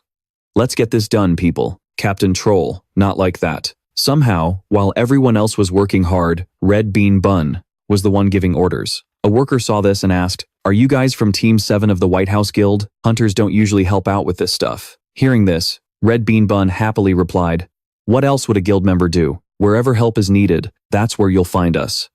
You guys are amazing. Thanks. Have a drink." As he spoke, he poured Red Bean Bun a cup of water, and at the same time, the worker turned to the others and said, "Everyone, take a break for some food and drinks." Just then, another worker suddenly asked, "Everyone's working hard, so where's that show-off?" This remark made the members of Team 7 a bit awkward. "Is that your brother?" "No, he's my captain." Don't get the wrong idea, he's injured. In reality, Lim Dain and Lily were happily resting nearby, and the worker immediately spotted them. Injured where? That smooth skin belongs to someone who's never done a day of hard work in their life. John In-nam quickly explained, "Our captain was the one who requested the guild to support the citizens." Hearing this, the workers couldn't complain any further. To be young. Just then, Wang Guho spoke up. "I'm done eating. Is there anything else I can help with?" His actions seemed to make the workers a bit ashamed. "I guess we should work hard, too."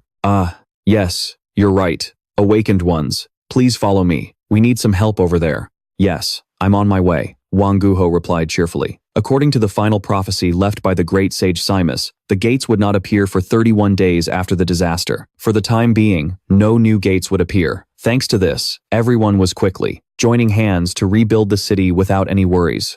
During these days, the awakened guilds were also busy processing monster corpses and conducting research. Meanwhile, Lim Dain was leisurely resting. Suddenly, a voice rang out. "The captain is recovering well. I see. Don't you get tired of just relaxing like this?" It was Bish Young Hai. "How could I? My dream is to live a peaceful and relaxing life until the very end." Hearing this, Lily quickly turned her head and said, "Isn't that a lifestyle for the super rich and the homeless?" Her comment made Lim Dain's face darken. "That's a harsh thing to say, but since she contributed a lot this time, I'll let it slide." Just then, Bitch Young Hai suddenly noticed something.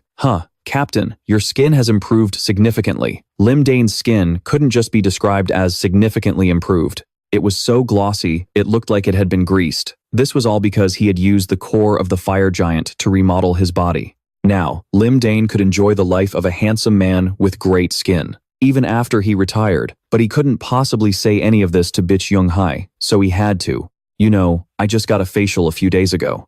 Her words immediately piqued the woman's curiosity. "How was it? And where? Can you take me there?" Lim Dain hadn't expected her to ask that. What the hell? There was no massage parlor here. So, he tried to change the subject. We're getting off topic. But Bitch Young Hai didn't give up. "Don't keep it all to yourself. That's so selfish. Did you come here just to ask me that?" Of course not. In truth, Lim Dain had only used up half the mana in the fire giant's core. So if he wanted to, he could still use it one more time. The important thing was what to use it for. Just then, Bitch Young Hai handed him a stack of papers and said, "I came to discuss the report regarding the mana potions. We've increased production, but the supply is still insufficient. Furthermore, we've received requests for partnerships on mana potions based on the elixir of life, which the White House currently has exclusive rights to. Thanks to this potion, tons of people who would have otherwise died have survived. Even those who were destined to live with disabilities for the rest of their lives have recovered. It's estimated that the number of fatalities has been reduced to 1/10 of the original number, so naturally, the demand will continue to soar." "Great. Please handle the problem with our partners yourselves," Lim Dain continued. "Next is the report on the fire giant's corpse. That report is done. Leave 20 kilograms of skin, bone, and blood for me, and you can deal with the rest yourselves." Lim Dain's laid-back attitude made her sigh. "Do you want to attend the collective funeral for the deceased victims today?" Hearing this, Lim Dain immediately refused. "I'm not planning on going. It's too stuffy." His words startled Bish Young Hee. "Then why did you request information on the families of the victims who died in battle?" "Oh, that. I think I'll call for Santa Claus, even though it's summer." That evening, the funeral took place. Kim Soo-ho was giving a speech. 7 days ago, we fought against an abnormal gate phenomenon, also known as a disaster or cataclysm. 427 citizens lost their lives that day. They were soldiers, police officers, and awakened beings. And all of them were also fathers, mothers, sons, daughters, and friends to someone. They were the people of this nation. We will never forget the sacrifice these heroes made for us. After speaking, Kim Soo-ho began to light incense for the fallen. From below, the sounds of sobbing began to rise. A little girl suddenly asked, "Mommy, when is Daddy coming?" The innocent words of a child made the atmosphere even more heartbreaking. "Don't cry, Mommy. What if Santa Claus sees you crying? It's okay, Mommy. Please don't cry." Kim Soo-ho heard these words very clearly. He didn't even have the courage to face them. Even as the strongest awakened, he was powerless in situations like this. Suddenly, a streak of light shot across the sky, catching everyone's attention. "Hey, look at the sky. Is it a monster?" Panicked voices echoed from below. The little girl from before also saw the scene in the sky. "Mommy, it's Santa Claus," she hurriedly told her mother. Just then, a circle of fire suddenly appeared in the sky. Kim Soo-ho immediately ordered the police officers to protect the citizens. Then, he himself began to charge towards the circle. "I don't know who it is, but to reveal yourself at a time like this." But just as he said that, the ring of fire in the sky exploded. The little girl quickly turned to her mother again. "Mommy, look, he really came. It's Santa Claus." Everyone's eyes followed hers to the sky. The ring of fire had exploded, leaving behind a beautiful display of light. Then, the snow girls began to create bubbles and let them fall to the ground. Over here, a staff member hurriedly asked Kim Soo-ho, "Chairman, your orders? Stand down." Let's just assume it wasn't a monster, but Santa Claus. And all of this was the work of Lim Dain and Lily. After finishing their work, they flew back to the White House Guild. "We've delivered the gifts to everyone's homes. That was fun. You worked hard. Now let's go get something good to eat." Just then, Bish Young-hae, who had been waiting, spoke up. "Did you have a fun trip?" "Ah, the sleigh and costumes were very well made, thank you." But Bish Young-hae said cheerfully, "It was nothing. Instead of thanking me, tell me why you did this." Lim Dain began to explain. "Just giving simple compensation to support the bereaved families feels so empty. It's also a difficult thing to implement. Most of the dead were soldiers, police, and awakened. And most of them were the pillars of their families. What those left behind need most is practical support. Government subsidies are meager and don't help much, because I can do it. I do this because I have the ability to do so. Besides sleeping in, being lazy, and smoking, I help people in need when I'm bored. I think I can live a good life doing these things." These words made Bish Young-hae think, and then she let out a breath. "I'm worried." "What? Are you worried I'll become a pushover?" "I'm worried I'm going to actually fall for you." "Of course. I already liked you to begin with." She's all grown up and giving him the green light. It's a definite green light, but that blockhead Lim Dain is just hopeless. This is exactly why they say you shouldn't mix business with pleasure. A guy who says something like that to a girl deserves to be single for the rest of his life. Naturally, his comment made her furious, especially after she'd been so direct. "Are you a eunuch or something?" "I heard every word." After that, the two of them walked into the main hall, where everyone was getting a party ready. Seeing this, Lily happily exclaimed, "If it's a party, I'll sing too." When did she learn that? Lim Dain wondered to himself, as the others rushed over to greet him. "Ah, welcome, Captain. You've worked hard." Over on the side, Jang Yeon-shin also chimed in. "Lily, I've already prepared the dishes you like. Come on. Sit here." Hearing this, Lily cheered. "You're the best, Jang Yeon-shin." But just then, Lim Dain suddenly asked, "Why are there only 2 chairs here? I had to go grab another one." Jang Yeon-shin felt his head spin. He had purposely set up just 2 chairs to sit alone with Lily, but this dense idiot Lim Dain was too clueless to get the hint. Why couldn't he just get lost? He's completely clueless when it comes to romance, yet he always sticks his nose where it doesn't belong. But let's move on from that and get back to the feast. Just then, Lim Dain was using a napkin to wipe Lily's mouth. Suddenly, a thought occurred to him. Come to think of it, she's never mentioned her family. Thinking this, he decided to ask, "Hey kiddo, don't you miss your family? You've never once said anything like, 'I miss my mom and dad,' or 'I wonder how they are now.'" His words made Lily fall silent, a worried look on her face. Sensing the change in mood, Jang Yeon-shin quickly tried to defuse the situation. "Sir, are you trying to scold me?" Just then, Lily finally spoke up. I want to see them." Hearing this, Lim Dain simply patted the little girl's head. "Then we'll have to go to the gayer continent. It's been a while since I've gone sightseeing anyway. Is there anything you want to bring, kiddo? I'll find your parents for you. The scene shifts to a desolate wasteland, where Lily is frantically running from something. Then, she suddenly spots Lim Dain. Please, save me, she cries, clinging tightly to him. But when he turns around, his face is horrifying and completely unfamiliar. You talking to me, kid? The terrifying scene jolts Lily awake, her body drenched in a cold sweat. It was all just a dream, but the nightmare left her feeling terrified. The little girl gets up and quietly goes to Lim Dain's room. Are you asleep? Hearing her small voice, Lim Dain opens his eyes. Lily continued, the truth is, I don't want to go back, but I have to. I miss my mom. I promised Wendy. Will everyone be okay? I have to go there, Lily said, her whole body starting to tremble. Lim Dain could only pat her head to comfort her. I know. We now return to Lily's memories of the past. At this time, she was sleeping with her mother in a dilapidated house. My dear, I'm sorry. I'm so sorry. Lily, it's okay. I'm happy just being with you, Mom. Lily's mother said, listen carefully to what I'm about to tell you. You're going to become a maid for a wealthy family.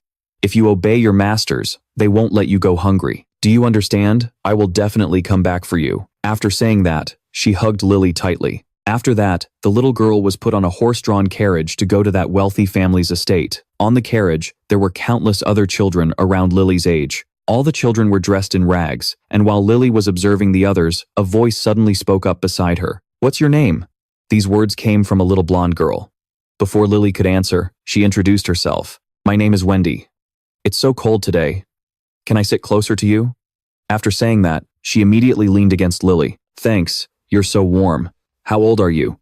After chatting for a while, the two became closer. After a long while, the curtain on the door was finally pulled open, and a voice called out, Get out. At this person's command. All the children began to get off the vehicle, but now they were starting to wonder, where are we? They said they were taking us to the city, didn't they? But the only answer they received was the sharp crack of a whip. You'd all better shut your mouths and listen to me. These words came from a masked man who had once appeared in Lily's dream. Returning to Lily's point of view, Wendy and I were locked up together in a large prison. One by one, the children who came with us disappeared. I don't remember much of what happened after that. Not long after, Lily was also taken away. She was now lying on an operating table, and it seemed her consciousness was no longer clear. Then, voices began to echo around her. Is this the third time? That's right. The essence of fire and the demon's blood sample have all been successfully implanted into the body. Is the body rejecting it? For now, no. However, there's a very high chance it will happen. Let's just start with this reaction. Success. The baptism has settled within the girl's body. Finally, our long-held wish. Are there any side effects? I don't know yet, but it doesn't matter if there are. Just by overhearing these words, we can guess that these are a bunch of bastards performing experiments on children's bodies. They're not human anymore. They're monsters. From that day on, I started to feel hungry more often. Here, you should eat. As she spoke, Wendy handed her own bread to Lily. But, that's your share. If you don't eat it, I'm throwing it away. Then, I'll eat it. Just talking about it made Lily's mouth water. But as she ate, the little girl also apologized to Wendy. I'm sorry for always being hungry. It's okay. Things went on like this until one day, Wendy asked Lily to run away with her. Lily, look at this. As she spoke, Wendy showed Lily a shard of ice. Lily was surprised to see this. Whoa. How did you do that? I don't know either. And at that moment, Wendy's hair color was also changing, eventually turning a light blue. Then, Wendy said, Lily, let's run away from here. Okay. Lily beamed with a bright smile. And so, that night, the two of them made their escape. Unfortunately, they were discovered almost immediately, and the two of them were caught by these bastards. The little bitch. I never thought she had already awakened. If you had told me sooner, I wouldn't have had to make you suffer so much. Let go of Lily, the girl screamed. Die! With that, Wendy launched the ice shards she had created toward the scumbag. But, you can't do a thing to me. As he spoke, a layer of blue light covered his body. This light protected him from the ice shards. You'll become a very useful puppet in the future, he said, his voice filled with glee. At that moment, Wendy gritted her teeth, determined that she would rather die than go back to that cell. With that thought, she screamed, "Run!" Then, she unleashed all the power in her body with all her might. This power actually managed to freeze the masked man's arm. At the same time, this power seemed to stimulate something in Lily. Her entire body became enveloped in flames, and then her hair color changed too. I'm changing, just like Wendy. It feels like something is coming from inside me. The masked man noticed this as well. The other kid awakened too? What are you waiting for? Get her, he hurriedly ordered his underlings. At the same time, Wendy shouted, Get up, Lily, this is your best chance, go now. And to give Lily a chance to escape, Wendy used all of her strength to hold the men back. Wait for me, Wendy. I'll definitely come back for you, I promise. The last thing she saw was Lily stepping into a randomly opened portal and disappearing. After that, the underlings didn't dare to follow. Back in the present, Lily was still lying in Lim Dain's room. Although she was asleep, her expression was still filled with fear. Lily mumbled the words, Masked man, goblin. Lim Dain heard this and seemed to be lost in thought. The next morning, at the president's office, Bitch Trongzu was angrily slamming his desk. Are you out of your mind? We just faced a disaster, and now you want to take a whole month off? Doesn't everyone know how busy the guild is? Faced with his anger, Lim Dain calmly replied, I have my reasons. I also wanted to ask you for a personal favor. Hearing this, Bitch Trongzu spoke even louder. I don't know what your reason is, but the answer is no. If you want a break, the most you can get is 1 week off next month. Seeing how firm he was, Lim Dain had no other choice but to turn and speak to Bitch Young-hee. Miss Bitch Young-hee, what are the guild's projected profits for this month? Bitch Young-hee was startled by the question. Huh? I heard the demand for potions is so high that we can't keep up with production. Should I make them exclusive? I wonder. I also heard there's a lot of loot from the Red Gate. Besides, didn't you say that all the other teams combined aren't a match for Team 7? I don't know if I should stay in a place where I'm treated like this. This was a blatant threat to Bitch Trongzu, and at that moment, he truly gave in. All right. Isn't it better if we all get some rest? You punk. Hearing this, Lim Dain finally smiled. Thank you, sir. I'll bring you back a souvenir. On the other side, Bitch Trongzu was still curious. But are you really planning to take a whole month off? I need to find a few people. From behind them, Bitch Young-hee suggested, if you're looking for someone, we can find them faster. How about we help you? No need. I have to find them myself. I plan on finding her and bringing her here. As for the other person, he's a real tumor. Then, Lim Dain turned back to Bitch Trongzu. I also mentioned I had a favor to ask you, didn't I? It's about blah blah blah. The content of the conversation was hidden. That evening, at the White House Guild's rental apartment, Lim Dain and Lily were having a discussion. The topic of their discussion revolved around finding the location where Lily was held captive, as well as the location of her home. Suddenly, the doorbell rang, and 2 people entered. Hello, may we come in for a moment? The 2 visitors were none other than Kang Yun-shin and his mother. She then explained the reason for their visit. I came here so suddenly because of my son. You tell him, dear. Hearing that, Kang Yun-shin said loud and clear, I want to go with Lily. On the other side, Lim Dain had already guessed the reason Kang Yun-shin was here. I must have let too much slip, and the kid overheard everything. If an artificer who can make anything comes along, the trip would certainly be much easier. Despite thinking this, Lim Dain still had to ask, are you sure? Because we'll be passing through a dangerous place. Things could happen, and we'll have to be on guard against many other things. You can handle the golem, but what about your mother? It's all right. Just because I can't go doesn't mean I'll stop him. But please, I'm asking you to protect my boy with everything you've got. Hearing this, Lim Dain promised he would. With her, we'll be fine. We'll return safely.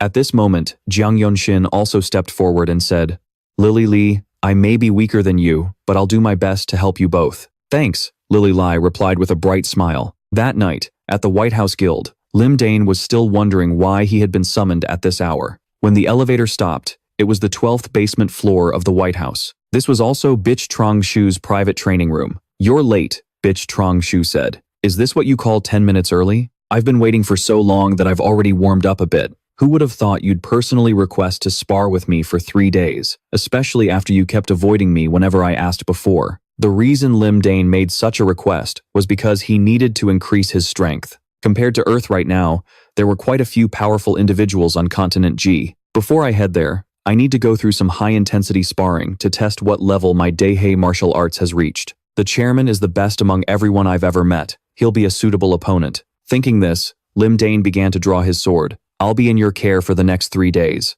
I'll be in your care as well, Bish Trongzu replied. I'm sure you've already warmed up before coming here, right? As he spoke, a brilliant aura erupted from Bitch Trongzu's body. His terrifying presence made Lim Dain a bit wary. Yes, sir. I was a bit too cocky before. In this room, we talk with our fists, kid. As he said that, Bitch Trangshu charged forward, and after 3 days, the result was Lim Dain covered in injuries from sparring with the chairman. Seeing this, Lily Lai asked him, "What happened to your eye? Who hit you? Tell me, and I'll give them a piece of my mind." But Lim Dain didn't even have the strength to explain. "Just pack your things so we can go," he told Lily Lai. "Thanks to sparring with the chairman for 3 days, I can use the Daehei martial arts more proficiently. However, because I used it continuously, my body became exhausted, so yesterday, he beat me to a pulp." This match also made Lim Dain realize Bitch Trangshu's power more clearly. This world is so vast. To think a monster like him still exists. Lim Dain thought as he drank a recovery potion. The next day, everyone came to see Lim Dain off. "Team leader, Lim Dain, you're finally here. Today's the first day of your vacation, right?